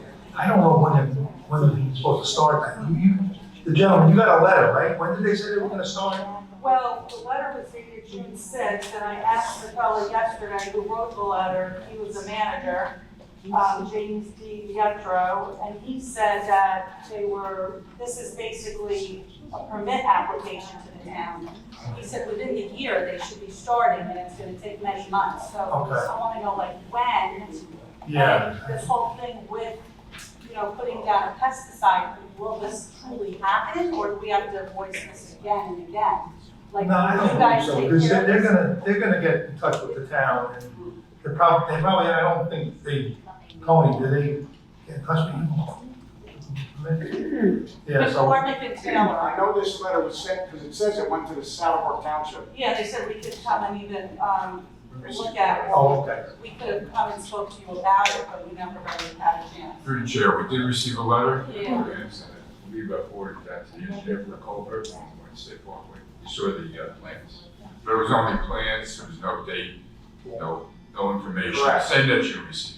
Right, right. The state's usually pretty good, I gotta say, they're pretty good when they do a project, they usually come in and we have a pre-construction meeting with the engineer and business administrator, Right. myself, so, and we can voice that concern at that time. If we have that meeting, They'll we'll be be very sure. Do you need a copy of this letter? I mean, you should have it. We have it. Yeah, okay. Mayor, if, and this is really a question for the township attorney, if we have that ordinance, we put this ordinance into effect that says that, if you do any kind of digging, would that then, would the utilities, public utilities like the county or the state, if they work in our town, would they be, would they have to participate in that as well? Yes. Or they would not be excluded? No, they would not be excluded, and you wouldn't issue the permit, and I actually would be surprised, even, I mean, we need to do the ordinance, so you have a Right. letter, but I would be surprised that any contractor who wouldn't comply with the request, because they're so dependent upon your office to do timely inspections. No, but I'm saying they wouldn't come through me. That county work doesn't come through the building department. They don't file a permit request for you? Oh, they do a permit request, like they said. Yeah, that's the time that you would force them to do, because you don't issue a permit until they comply with all the. I don't issue a permit. They're just saying, they're telling us that they're gonna be doing this work. It's not a permit that we write. So they don't require any approvals from you? No inspection? No. No, they don't even have pre-construction? About the engineer. Will they notify you? No, not necessarily. Yeah, they don't. Public service, they don't, counties. And that, all that work that he's talking about in the parkway, that none of that will come through my department. Typically, it's the state supersedes the county, and the county supersedes the municipality. And that's why I'm saying, if we have that ordinance, that would be our way to say to them, hey, if you're working in our town, you have to pay it. But I don't know if they would supersede that because they are the county.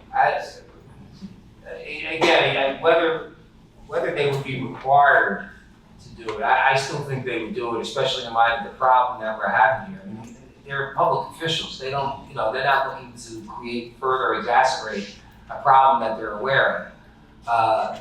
So I will look into that, but I think that the key part of that is, as that person said, they got a letter, is that, we let them know we're having this problem and we require them or requesting them to have the rat, rodent traps, whatever the terminology is.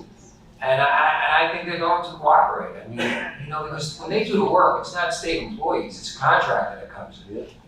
So for example, Cesare did a lot of work for the state of New Jersey. I just can't imagine him it's not that expensive for them on a multi-million-dollar project to spend some money on these traps. And I just can't see a scenario where these contractors would just say, oh no, we don't care. John, I know that they go through the police department, public service does, for traffic control, that's one thing. But I think, don't they have to get a road opening permit or something? There's something. Building companies do. They do. I know. We know when they come to town to do work, and public service gas is in town currently doing work. I will talk to Don't they them. have escrow, Pete? Don't they have to put up escrow or something? For road openings, Yeah. Right, so then we can, I'll talk at to that them. point, we can. That's for utility companies. Does the county and state also have to apply for road openings, or just? If they're doing work within our right of way, sure, but I don't recall the last time they did.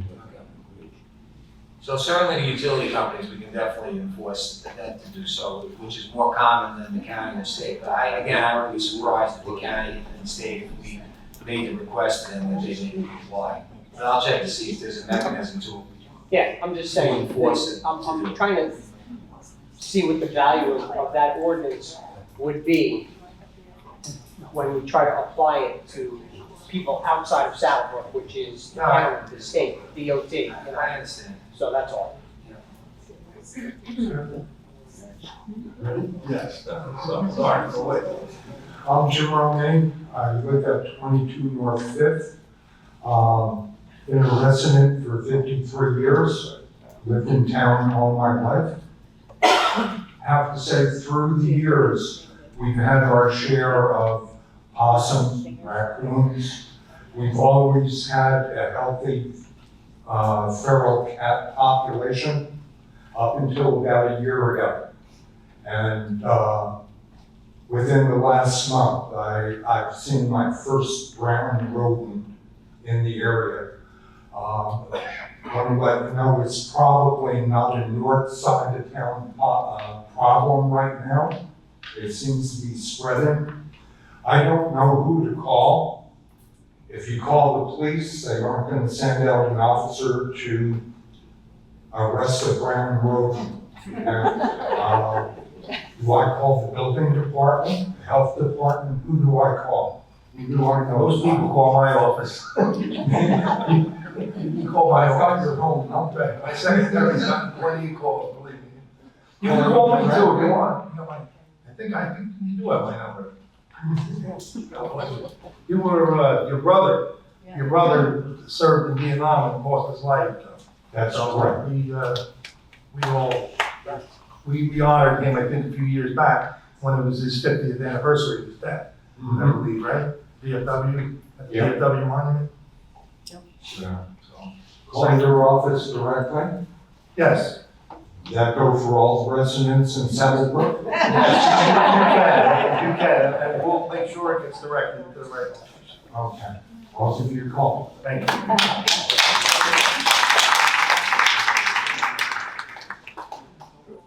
Can I ask a question?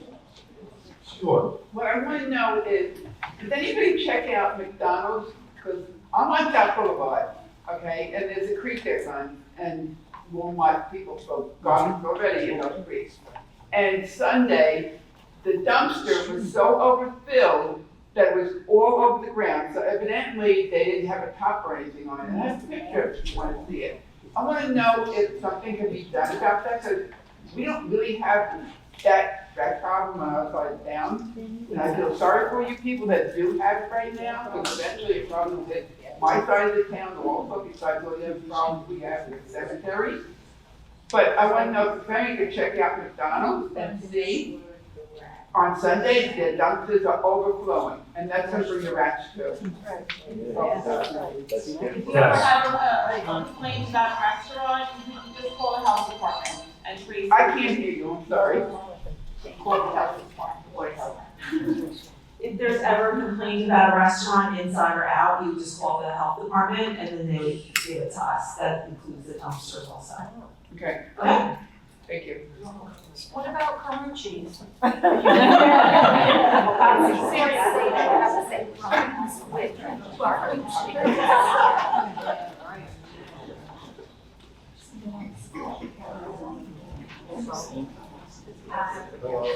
Barbara, on Cambridge Avenue. My question is, what is the follow-up from this meeting? Are we gonna get meeting notes? Are they available? Will we see the actions actually taking place coming out of this meeting? Excuse me, there will be minutes, and it's being videotaped, so it could be viewed. And then the several action occasions. items will be in the minutes, or everything that we've spoken I had about to talk to the today? clerk about that. We have minutes of the meeting. Oh, sorry. This is a work session of the Township Council. The council can take action, but in 2 weeks, we have a regular public meeting, and that's where all formal action will take place. I don't know if there's any action this evening. There may have to be some research before we go ahead and move on any of the items that were brought up tonight. So this is just a work session. All right, so there'll be another meeting in 2 weeks then? Another township Public council, meeting. public meeting, yeah, our regular meeting, Public meeting? yes. Okay. All right, should we be here? If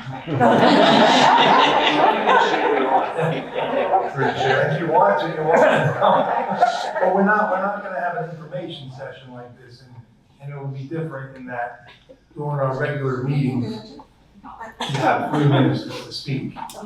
It's not a back and forth question and answer thing, so.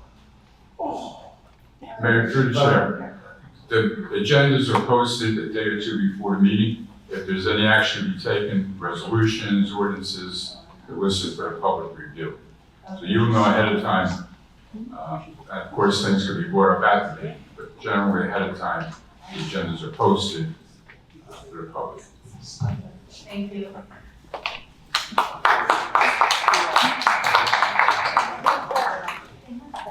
I have one question. Does this only apply to homeowners or tenants? I'm a tenant, 35 years in the same house between Bell and Jamrose. Okay? I look like I live in jungle habitat. The building behind me belongs to the church, which is the Korean church. Okay, now the Korean church, the house next door, they used to live in there. That now is falling down. Okay, the building behind me is falling down. The glass is all broke. They come on the deck by me and they look in the door. I'm on the top floor. I'm a tenant, like I said, 35 years. What do I do? I don't know what to do. I mean, the glass is all broken in their building. They don't use it anymore. The church, like I said, the church owns it. So what do you do in a case like this? I mean, I've got everybody upstairs. They come up the deck, and I've looked at raccoons, opossums, squirrels, you name them, I got them. And like I said, I'm a tenant, so what do I do? We're gonna have to send the building department, Tony, over to do an If I'm inspection. not mistaken, I believe the building department came already. And in fact, even the basement, there's a problem with the basement downstairs. I wouldn't go in the basement if you paid me, okay? I used to put my stuff in there until a reindeer or somebody else came out. Okay, there are boxes downstairs with dead rats in them. You name it, they're there, okay? Again, I need to know what I'm supposed to do as a tenant. Well, as a tenant, you could report that, I mean, to the health department. And I've done it. have dead rats. Like I said, the building department was there, and they came, and I don't know what happened. They know the people, they know the owner. The owner doesn't even live here. The owner lives in Delaware, and his son lives downstairs. Through the chair, I believe you'd have the same rights of any homeowner if the I mean, I neighboring don't property, know. You know, I don't if the neighboring property is a mess. Just like if you own that house, you would call and you've heard what's going on, what the status is. We get the call, we send out the property maintenance, they look at it, they tag it, they cite them if they don't do it. If it needs to be done, DPW will do it, there'll be a lien when eventually I mean, it's a it'll be mess. sold. I'll be honest with you, it's a mess. It's Well- a mess. And I gotta worry that I'm gonna get put out, okay, because I'm complaining. You're not gonna be put out because you're not gonna, Yeah, I am. If I tell you the last name, you'll know. Okay? well, call anonymously tomorrow, we'll make a legal, If we I didn't tell hear you you the name, tonight. you're gonna be told that this one's a cop and this one's that. They know who I am. Where'd they go? The other one that was here before, he knows who I am. So I don't know what to do, but I figured I better find out if I have a chance for something, because I'm tired of looking at raccoons, opossums, you name them, I'm sick of them. Not when they look at my door upstairs. So that's what I have to do, just call somebody. What do I call? Ghostbusters? Call the building department. I did. Call tomorrow. Call again? Okay. Ghostbusters.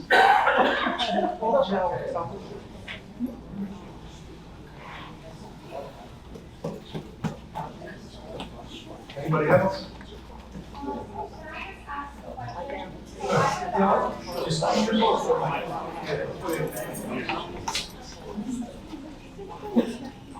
So, I live on near Franklin School, and I live on a dead end street.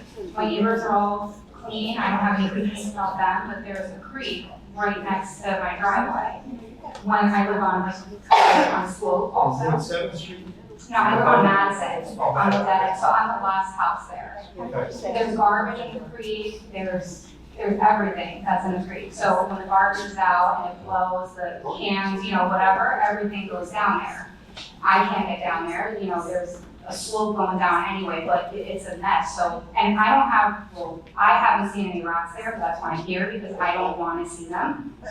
So whatever I could do. I believe that's the mall property, so that creek, I think. Yeah, so, it's like right in back of Walmart, or the, TJ Maxx, all that. But I mean, it's a mess, and I don't wanna wait for rats to come, and I have small kids, we play outside in the street all day long, I don't want rats.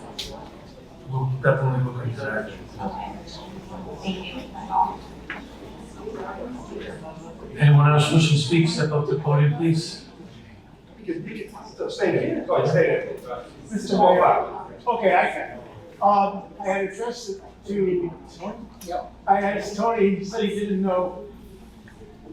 We mentioned about houses from the street, they all look either good or bad. And you had mentioned if the police officer sees something, he can mention it to the house. But we can't see into the backyards. Now, I was wondering if the town has, or would rent, or is allowed legally to use a drone to fly over the homes so that we can see into the backyards.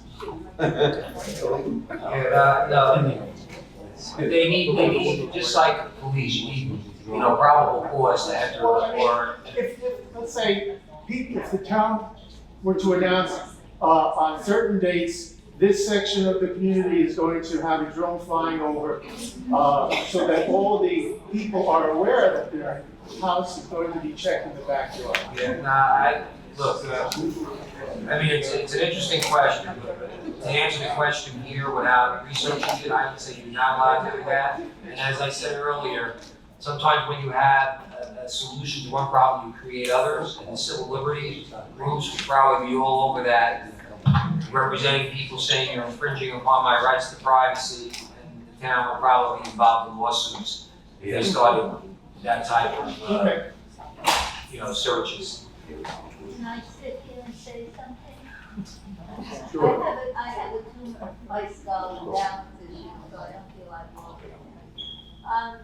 Nobody really mentioned not to feed the wildlife, and that's really important to uphold that ordinance, because I still found peanuts on my property, walnuts, and there was an eaten peach on top of my poles, and and birds don't need to have bird seed. You let these animals have nature. And there was something else that I wanted to say. Well, I was hoping, since I'm probably one of the first ones who had this issue, and it has cost me over $11,000, and I am in pre-foreclosure, and I have no one to help me. I can't get any type of home equity because of my age. Why can't anybody help me? I'm sure that you have an emergency fund, but because I'm already so solo and I yell and I lost the relationships with my children here, I am overlooked. But if it was someone else who's your crony or attend your meeting, they would get help. And I would like some type of reimbursement. And I spent money last October not to fight with anybody and go into Superior Court, but I needed help. It's not fun to be a woman alone and have rats in your house. I was so traumatized and I could not run away. Who was going to take care of my house? I have had people say a woman had mice in her house and her husband, she wanted to stay in a motel. I had rats. I saw a rat go from my kitchen into the dining room. I saw the rat's tail. So I would like some help financially so I can get my rent. I used my senior freeze. I thought I was gonna get ahead, and then everything fell apart for me. I owed them $6,000. And I had to buy a new stove, because the rat was in the stove. I had to buy a new garage door. So that was separate from this money. Nobody cares about me, but I have beautiful children that I do not see, and a wonderful John Tutolo Jr., officer in charge, who I have not been with since 1982. Mrs. Thor. I'm sorry to say this, but I lost my family here, and now I had $1,000 with a rat machine, that I take very good care of my property. You do. And my I see that. children are going to inherit money even though I don't see it. I'm sorry for bringing this up, but for a long time, a lot of things have been said about me. I'm a person of integrity and resilience. So you were wrong. I would like some help. Thank you. Yes, thank you. Steve Americana, 24 Harrison Avenue. I just had a question about bird feed. So are we actually not allowed to have bird feed? So I'm just clarifying. Is there an ordinance about birds? No, I don't believe there's an ordinance on the book. It's just a recommendation as a preventive measure for Feeding animals in general. I just wanted to clarify. Yeah, we do have an ordinance, wildlife, can't feed wildlife in Southbrook. That ordinance has been in effect as recommended by the state. Every town has adopted. So that includes birds, right? I don't have it offhand, but it says you cannot feed wildlife. Yeah, I was just curious. Is that actually? That's a good question, I'm not sure. Can't be wild. Oh, Wild, birds, instead of wildlife, they're in the wild, so I think they are. Specifically, bird feeders are not to check. okay, okay.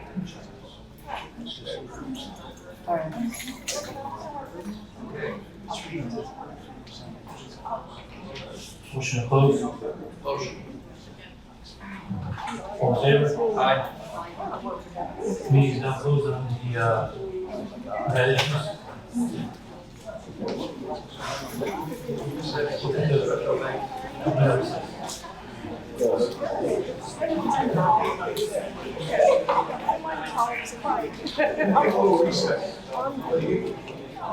Rafael, we're gonna take the meeting, we're gonna continue on. We're taking a recess.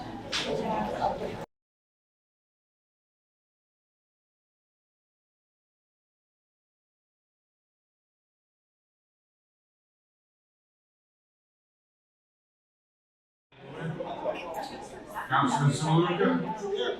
Councilman Garrett? Here. Councilwoman Sanchez? Here. Councilman Mazur? Council President Akamani? Here.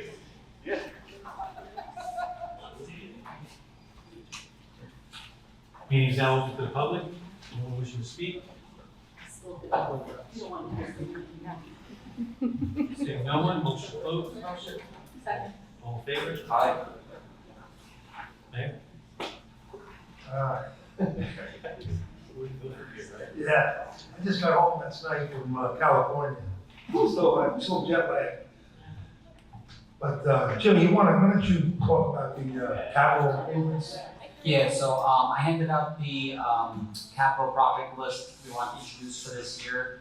We're anticipating, this is the list of the projects, and I'll answer any questions. Next meeting, we're anticipating having the ordinance for introduction. Just while you're looking at this list, the top three, the 2024 roads, Sampson and Cambridge, we already did those ordinances. I placed it on the, here you go.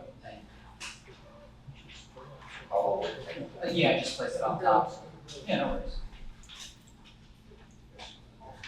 So the three projects on top, we already passed an ordinance for, those are the road improvements. Everything in the middle is what we're recommending for approval by the council at the hopefully at the next meeting for introduction via ordinance, a multi-purpose ordinance. And a couple of things we switched around, but they're for finance purposes. But these are the projects that we'd like to do, and including, if you see a little bit below that big chunk of projects, you have tax maps and fire clothing grant, those projects as well. And then beneath that, Those are 4 projects to pay for Lights at the Park, the UPS and Key, and the AC hook and ladder. Those are projects already completed and done through a prior ordinance. So the ones in the middle are pretty much what we're seeking to introduce for completion at the next council meeting via a multi-purpose pond ordinance. So happy to answer any questions. There's several engineering items on there that myself or Bob could answer any questions on. And this was after meeting with all the department supervisors, getting their priority of lists of projects and needs.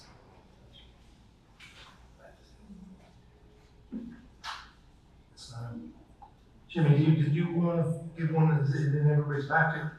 I placed it on top of their packet this evening. I don't see it. Yep, thank you. Sorry about that, thank you. Have an extra one. Sorry. Sorry, yes. Yeah. You want to mention the conversation you had with Steve? In regards to the dollar amount? Yeah. Yeah, so pretty much one thing we have to keep in mind, and we've gone way over that amount this year, but Steve Wilcox, the township auditor, recommended pretty much up until 2028 or 2029, where we have a big drop in debt service, that our capital project total dollar figure be total each year averages about $1.5 million, which isn't a lot. Just based off this year, we did, probably just that much in roads alone. Then you have other emergencies, such as the sewer emergencies, could be almost, $250,000 to $500,000. That's also unforeseen. Going forward, I think, I know the council's mentioned it before about maybe scaling back on areas where we've been aggressive before that we caught up on the roads now after many years. So just something to keep in mind for the next few years. That total dollar amount of about $1.5 million collectively total each year, averaging up until probably 2028 or 2029. Yeah, because we definitely have to do something with the sewers. We have that big grant. And not even that, it's at a point of, it's a big priority, that it's time that we focus on the sewer infrastructure. Right, and then we also have that state grant that we got, that Parks. with the parks, Splash Park. We have a park in here now, That's $775,000 total, so there's a lot of money there. So maybe we gotta scale back a little bit with the roads, do half of what we do, try to do the ones we get grant money. We usually get the state Department of Transportation and CDBG money, right? Yep, no, correct, and then also you have, one fire rig on here now, you have another one that's coming up due soon, and you have the ladder coming up, probably around that 2028, 2029 range, which, those vehicles take about, now they're taking about 1.5 to 2 years to build out and, from order to delivery, and they're only getting more expensive, so it's a balancing act, but just to kind of get the little bit of larger picture here after discussions with the auditor. I know through the chair, over the last 10 years, a lot of our roads have been paved. I mean, we did a lot of heavy lifting, getting the roads paved.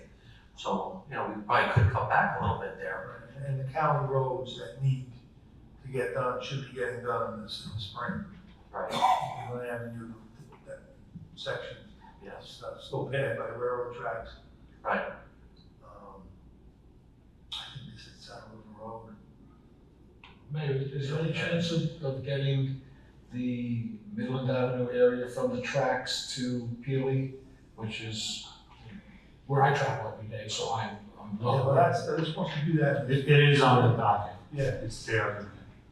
They're gonna do that. Westminster too. What's that? No, Mr. Raimondo is chastising me for being selfish because I travel, but I'm not.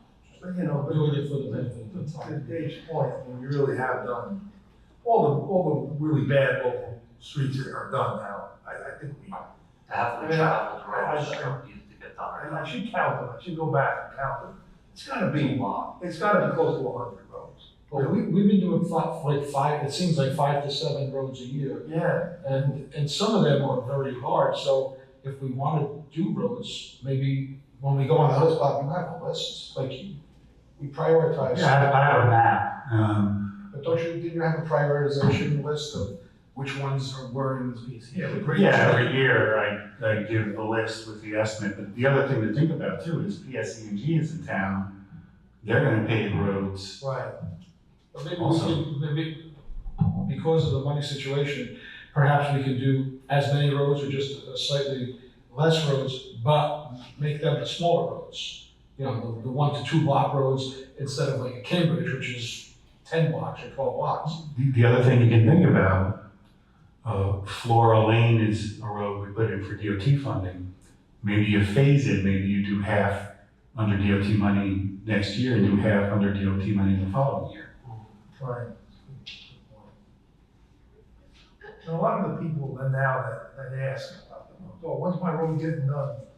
And they're really side streets that don't get much travel, and they're really not that bad. Maybe, you know, they don't look new, but they're not terrible, they don't have big potholes or anything. Right.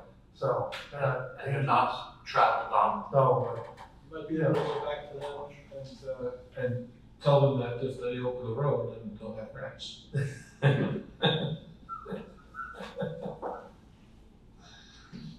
yeah.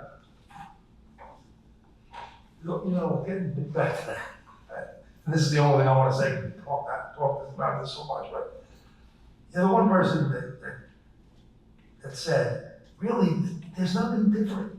I think the one that mentioned about the flooding and in particular the flash flooding, and you get those heavy rain for a short period of time, they get flushed out, you know, and to me, they're getting flushed out far enough where they need to look for a new home. And if it's in a residential area, they've always been here. But they've always been, you know, they're in the parks. That's where they are, in those creeks, you know, behind Saddlebrook Mall. And we had a problem with the Saddlebrook Mall years ago. Where there was complaints, and I think there was a news, a TV station that did an article. Yeah, Channel 9 News. Mayor, I definitely think we should look into the whole McDonald's thing, if that. Yeah. Flow and it's in the culvert there. Definitely. You know, but that's what I think. I think it's because you talk about digging in the road. We're not digging in the road anymore than we ever did. Really, we're not. I mean, how much new construction is there? And big, you know, developments. The biggest development that we've had is the Grand over on Midland Avenue. And we didn't get any reports of rats there. Now granted, it's right along 46 and there's not so many houses there, but we didn't hear about any rats there. What about the overpriced rec center that we put in? Right, this year. I mean, you know, so we have had development, but it's not overdevelopment, no more so than it's ever been. So is that it? I don't think so. I don't think it has anything to do with people. I think they're there and they disturb them. I think nobody mentioned it, but I think the overpass for Route 80, for the Garden State Parkway, Saddlebrook Road, which they're working on, all that demolition, you know, It's drilling and things that they're doing to the ground. And that's right near that creek and that culvert they were talking about. Right. The I'm problem really is, glad they're fixing that because that's going to help with the flooding. the problem is in that general area, right? I mean, it's Kew, Jamrose, and those general streets. But you know, those streets, believe it or not, those streets we haven't been getting that many complaints, but close by there. I guess we'll see when they do the Russell Lane construction also, Right. That might be, yeah. housing. We'll see what happens there because you got the train track right there. And they're doing work by Zuckerberg's now too. So anyway, but it's hard to say what exactly. I think they Flooding makes a lot of sense. and you know what? And when Fairlawn when they did that major drainage on Route 4, I mean they replaced those drainage pipes that were 3-4 feet in the ground. That whole right I guess from Fairlawn Parkway west down as far as, I think they went almost to Old Grand Union there. I mean, that was a huge project. So, and they say that's where the rats live. They live in the pipes, in the drainage pipes, in the sewers. So that could have, and when we first started seeing them, Fairlawn had the problem first, and then we started seeing them. Yeah, because that's a Elmer Park, I mean, that goes to Elmer Park. That street is partially Fairlawn, partially Elmer Park. Yeah, it goes into Elmer Park. They got a problem too. I don't know where their problem is. I don't know where it is, but it seems to be same like us. It's contained, the infestation. I mean, there's rats all over the place, but the infestation seems to be in one area. Yeah, what I found the most interesting person that was here was the lady who talked about tenafly. I think it was tenafly, where they have the basically rat neutering chemical or something like that. Yeah. Right? And they give it, and this way they can't reproduce. Did she mention, I know she was talking to you. She gave me a whole packet here, so I got a lot of. I'm just wondering if that was paid for by the town, or maybe there's grant money out there. It sounds like, I think it was paid for by the town. Right, but, you know. Jimmy, that was, is that town? Yeah, that was during while I was there, was paid by the town. Was it costly or? I don't recall all the details off the top of my head in terms of the dollars. Jimmy, you were the source. Yeah, they followed me. Yeah, they followed me. You were there. You know what? Did it work? I guess it worked. Yeah, they did have some success. I don't think it was also as big of an issue there as it is, as we see in this general area here. Maybe we could, that sounded like something that could be looked into. You know, obviously if it's cost prohibitive, it's one thing, but if it's reasonable. And the pails, I mean, I'm hearing a lot about that. They want the tamper-proof pails or whatever. But you know, we get grant money from Clean Communities, but you know, I don't know. Well, the one person had said something and says if we can buy it in bulk, just like we buy the recycling, if we can buy it in bulk, and maybe we, because we're paying through a state contract or something like that, if we get them for $50, and if they went to the store, it would be $70, we get them sold back to them for $50. And this way, it's not at real cost to the town, but it does save them money, because like I said, and I say it every time we do something that's maybe a little controversial, for every one person that you please, you're gonna piss off another one.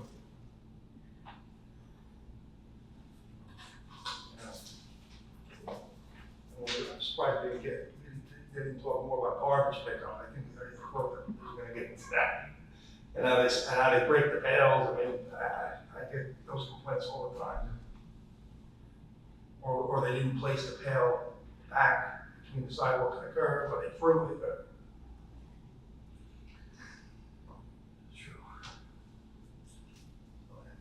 That's all I have. I'll burn it out, right? You can't even think. Oh, wait, I think we have one other thing. I do have one other thing that's positive. Carucci's, there is somebody that's interested. They went to the building department, spoke to Jane, interested in buying. And I don't think they've spoken to Mr. Rodman, but they are interested. They have an idea that, you ever hear of a chicken place called Fluffy's? Oh, yeah, oh, that'll be bad. Whatever. It'll be bad. Okay. I don't like the chicken. No, the chicken is fantastic. It's a problem. They can't keep up with the clientele. They have to there's one in Hackensack. They have to block off certain parts of the parking lot so cars can get through because people just park everywhere. It's a huge craze. Supposedly it's very good. Yeah, well, they were saying something about that they would raise it and they'd be underground parking or something. I don't know. I didn't see any plans. They were just really talking, but. Well, they'd also have to get approval from the county. Yeah. I mean, if you get a chance. And I think they would need a variance too because no fast food restaurants. If you get a chance, drive by. It's in the Carvel Mall there in Summit. Yeah. Just drive past it any time of the day. There's lines out the door. Too much for that area. Yeah, I don't think that's gonna work. I don't know what would I work. think about the condemnation. Yeah, I know that's a legal thing. you know. Without going into closed session, did we thinking about it? I mean, is that something that's? Yes, yeah. On the possible table? How about what I said? Do you think that we can, because people are, you know, a number of people, everyone's courageous. And I thought it would come up a little more prominently, you know, from the dais or from the audience there. But what? So thanks, Thomas. Yes, yeah, Tom, but there were other people talking about it. If we find, if we believe, based on complaints, that there, you know, we have a rat issue, say, in that area, and we find that it's potentially a health hazard, could we send the Board of Health in there just to look at it? Yeah. And just alleviate people's fears. If they go in Board of Health and says, you know, the place is, you know, is crappy and everything like that, but there's not mold, I'm assuming there's gonna be mold, but there's no rodents, there's nothing of harm there. Can we send somebody in there to look, just to, and tell people, listen, for the people that are worried about Carucci's and that being the source, we don't know where the rats are coming from, but they're not coming from Carucci's. Or if they are coming from Carucci's, then we can do something. They have to get a warrant from the municipal court judge. To go in there as a health hazard? Yeah, right. And, you know, as long as they have some evidence, that, you know, the judge should issue a warrant for them. Well, I'm sure we could have about 10 people sign something saying that they've seen animals. I mean, the windows are broken. Yep. I was talking to Mike too, so he said that he hasn't seen anything there, and he hasn't heard of anything. And he's ready to start. But he, since this whole thing with the rats, that was here, he put some bait boxes in the condos there that he manages. Well, I mean, we gotta determine whether or not we think that it's worthwhile to, I guess, John, that would be your job to draw up the warrant and work the subpoena, you know, So we can tell him what he needs to do, but then it's the court has to do it. right, but I'm saying who, The municipal court, right here, your court administrator. she draws up the warrant with the certification in? Yep. Somebody would have to come and testify, I would think, because I just. No, they usually don't need to take, at least, you know, it doesn't happen that often when this occurs, but I don't know if he takes testimony, we have to the judge. Yeah. Who's the judge here? Marty Geiser. Okay. So I think we would check with Geiser and see, you know, what process does he want to follow, if he wants to take testimony, then the prosecutor would, you know, take the testimony from whoever is going to provide, you know, the evidence to support the warrant. But would it would be the municipal prosecutor drawing up a Probably, warrant yeah. for submission to the judge? We have to make a decision, is it worth it to do that, just to stop all the I mean, everyone's number one thing on their mind is purchase. I know it just from hanging around people and hearing them, and everyone asks the same question, and they all say, that place is a mess, that place is horrible, there's, you know, it's a breeding ground for all kinds of things. I think we should try and get in there, just to, if not for anything, but just to stop people, to put people at ease. Right, at least, you know what, I think we gotta go through this whole meeting. Somebody's gotta relive this, you know, the minutes or the video. I wrote down some notes, but I'm sure I missed some things, because we're gonna be asked, what'd you do with this, what'd you do with that, you know, well, and really we should. Some of them are more important than others. Right, some people have very good ideas. And I spoke to the Excel, they're gonna check on that culvert, they're gonna check in the park, they're gonna check by Cambridge School, by the school. I gotta call the school, by the I don't know if they're gonna want them, you know, poking around over there. How about Avon? And then the Korean War one. And Avon too. And Avon, those, yeah. Those, But no one, I might have missed one of them. but no parent has. I gotta email them, so. Does any parent, I mean, Maniscalco does that Angels, that's right around now when they're Yeah, starting. no, There's not, hasn't been any complaints about it, right? no. And you do the kids did the young ones, girls do softball there. So I haven't heard anything from him, you know, it's right on Spindler. Right. And it's the other one's Strathmore. I guess preventative, we can, you know, throw some. Skillman? One on the other side. Skillman. Skillman, right. Skillman kind of goes down, it goes down to The Avon. one with Mark Franson, what's that? Strathmore? Spindler. Spindler, and then one of the, I forget the name. I should know, Where we put the speed hump? That's Stratford. Stratford. So Stratford and Spittler, okay. Yeah, I haven't got any complaints over there.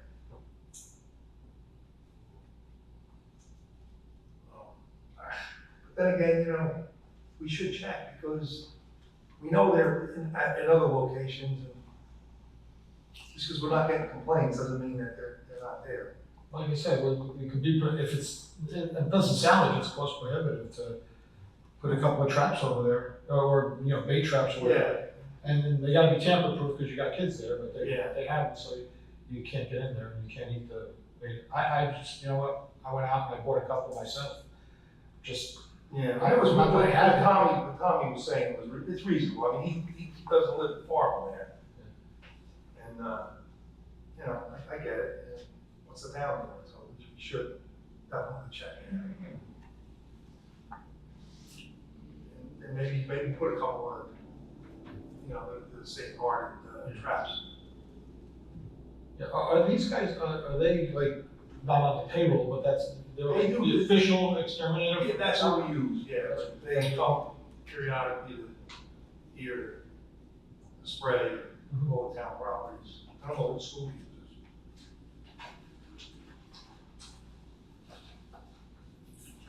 Very good. Yeah. Councilman Garrett? I'm okay with that. Good. Councilman Froman? Good. You know he's one folks. Councilman Maluka, would you like to speak? No? You good? I thought we had the engineer's report. He's Well, dying. I'll let you speak first, because I know you take some I have time. one more thing to say. I can say it in new business. I think you handled yourself very well tonight, especially at the beginning of the meeting. The problem is, But you did I don't know why good, it you gets know. under my skin, and I don't like to be challenged or belittled. And it seems he comes up here and belittles every one of us, every chance he gets. Well, he was out of hand too. To make he was obnoxious. us look bad for the residents. You know what? You could have basically told me sit down. You know what I mean? Because or call one of the police officers over there to remove him. But you did the right thing. Thank you. You good? Some of the things that I brought up are just my opinion on things that maybe when we're thinking about the splash park, potentially knocking down that building, it would give us more room for it, and also maybe have additional parking. This is at veterans. I mean, if it's utilized, that's one thing, but I think with this building being here, and they've got, you know, facilities for rec to meet, they can have, there's a billion rooms here, they could be here. If we don't need it, it seems like it's a useless building and we could use it for what we want to use it for. You have additional parking there, which is always, anytime you can increase parking is a great thing.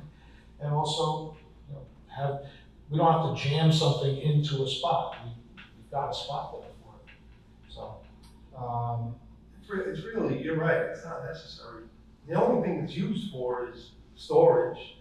And you know, this is what we can, I think we can store a lot of the stuff over at the old trailer there, where recreation used to be. right. There's rooms there, they could probably fit. Yeah. Upstairs. Right. The fire Yeah. departments, the fire marshal or fire inspector, whatever it is, they used to share that, right? Wasn't it rec and also part of fire was there? Yeah, but they're over here now. But now they're here, so, yeah, so that seems like a thing to determine. See what Andy says. And the other thing Yeah, the only thing it's good for really is storing the football games or games, and it's an extra toilet, really. That's it. And now that I mean, it was good when we had no toilets, when we were using porta potties, but we've got we built the restrooms and the snack stands, so I don't think it's necessary. The other thing is consideration, and pickleball is a big thing, I think I mentioned the last time. If we're doing Fifth Street, potentially down the base of it, again, it's all based on cost, but if we could consider putting a couple pickleball courts there, along with, I think we're doing basketball courts, so this way it's usable. I don't think when we have an open field and expect kids to play catch, it seems like kids don't do anything nowadays unless it's organized. So it's not like it was open field and everyone's gonna be flying kites. It seems like that would be a reasonable use for that facility. I don't think it costs that much, based on what I was told how much Fairlawn spent on it. It's not cost, I don't think it's cost prohibitive. We may have the money in the grant that we got. I think that's it for me. Thank you. I wanted to say something. I wanted to say that not everybody that comes and speaks at that podium is speaking the truth based on what happens in town. They're speaking the truth based on trying to get elected. None of us here do what we do to get rich. None of us. We're not gonna get rich doing this. I've been in town now 23 years, and I think this is, and no disrespect to other councils or other mayors or other business administrators, well, Pete's been the only business administrator for as long as I think the town's been in existence, but I don't think anyone's cared or done more for the residents of this town than this mayor and council. And I think that we do a great job working together to do what's right for everyone. And for someone to come up here and test our character or test our integrity, it's kind of, listen, it pisses me off because nobody likes their integrity being checked, especially by someone that has no integrity. And before you vote, just do your homework. Google's a wonderful thing now. You can Google any candidate. Google people that are at that podium, and you'll see what a catastrophe he was when he was in this town for the residents. And I think that's all for that. But I do want to say something with regards to, I brought it up in the past to Jimmy and the mayor with regards to usage of the rec center. I drive by that rec center and I see it closed, I see nobody in there. And we have a potential renter that would come in on off times and give a substantial amount of money a year. I think that we should venture out and see if it's worth it. Because it bothers me that we spent the money on this beautiful building.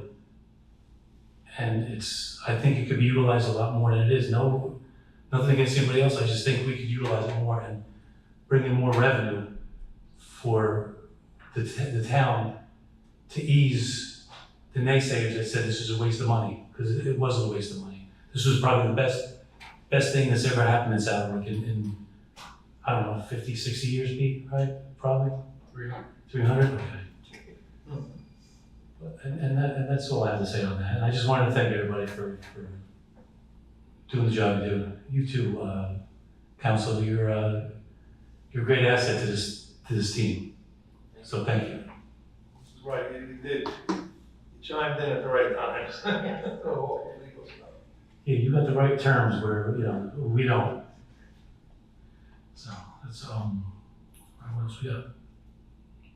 Items for discussion? Oh, no, engineers report. Sorry.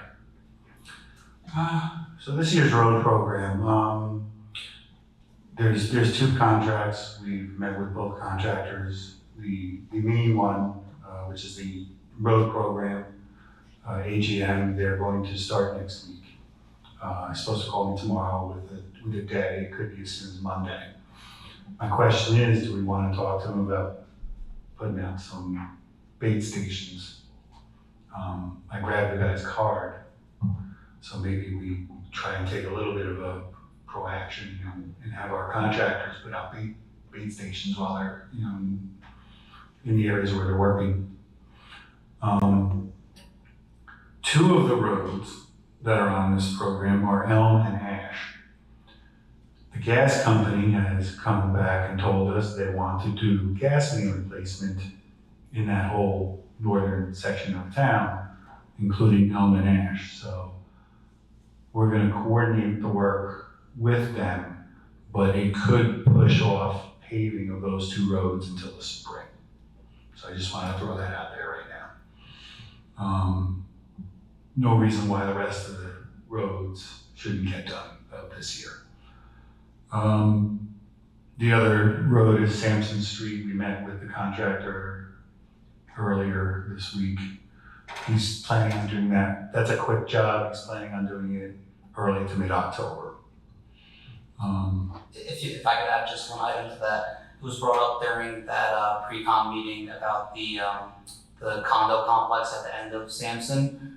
So I did speak with the association property managers and put them in touch with the construction project manager for Savelli, the contractors doing the project. So just so they can communicate and arrange best ways for the large number of people going in and out that live in that complex.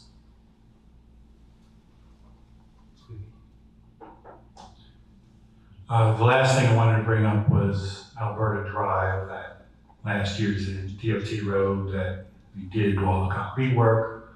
We put off paving, hoping PSE&G would come in and replace the gas main, which is in bad shape.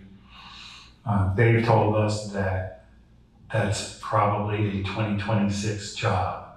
So I wanted to bring up two alternatives we should think about. A is just pave the road, let them dig it up in 2 years and repave the road. Or B, we remove the paving, we look into removing the paving from the contract. There was enough work done to use the grant money. And then in 2 years, when PSE&G comes in and does the work, they're obligated right away to do half the road so we can work on or figure out. It would better leverage our funding, if we did that, but something to think about. That's all I have. Items for discussion?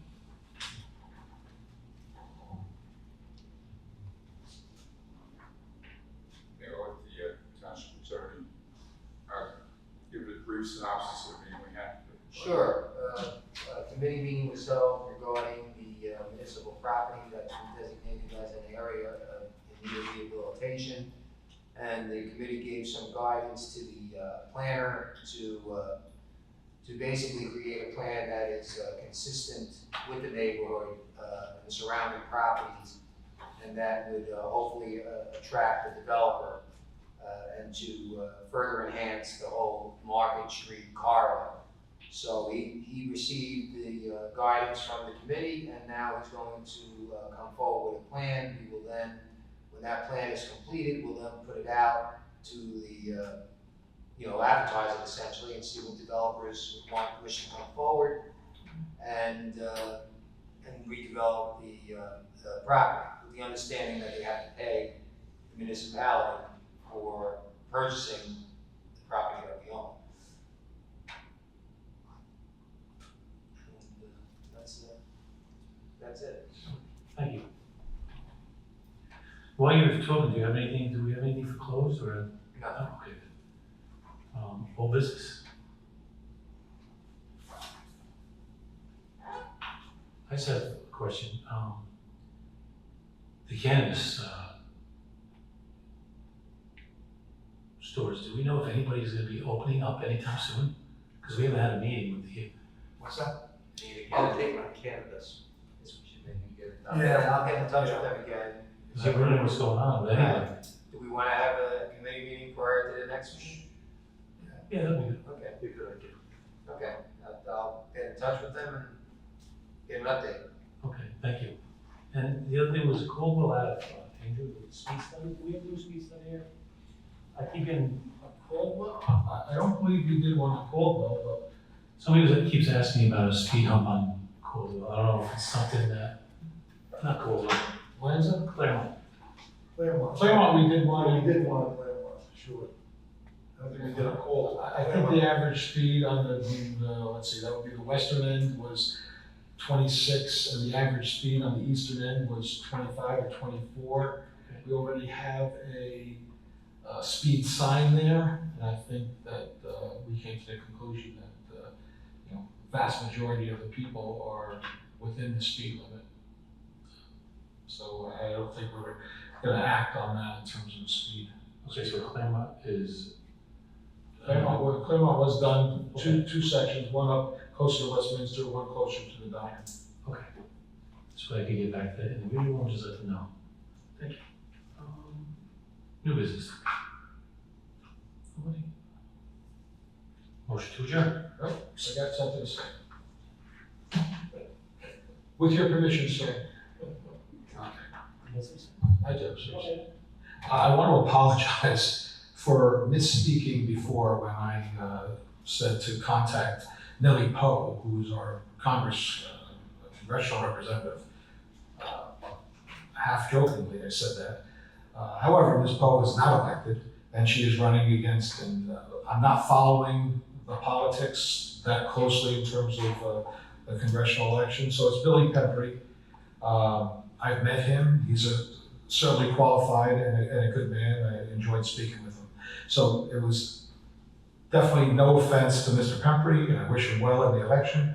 I met Ms. Poe, she is a good woman, and I wish her the same wish of good luck to them, to her, and whomever wins, whether it's Mr. Pembrey or Ms. Poe, just asking for your help, just help Saddlebrook, because we really need your help with regarding to the river and the flooding issue. So thank you. If I offended anyone, I sincerely apologize. Thank you. It is a heavily Democratic district, so it is a heavily Democratic district. So, you weren't too far off. Yeah. So motion to adjourn? Motion. All in favor? Aye. Meeting is now adjourned. Thank you. Yeah. Oh.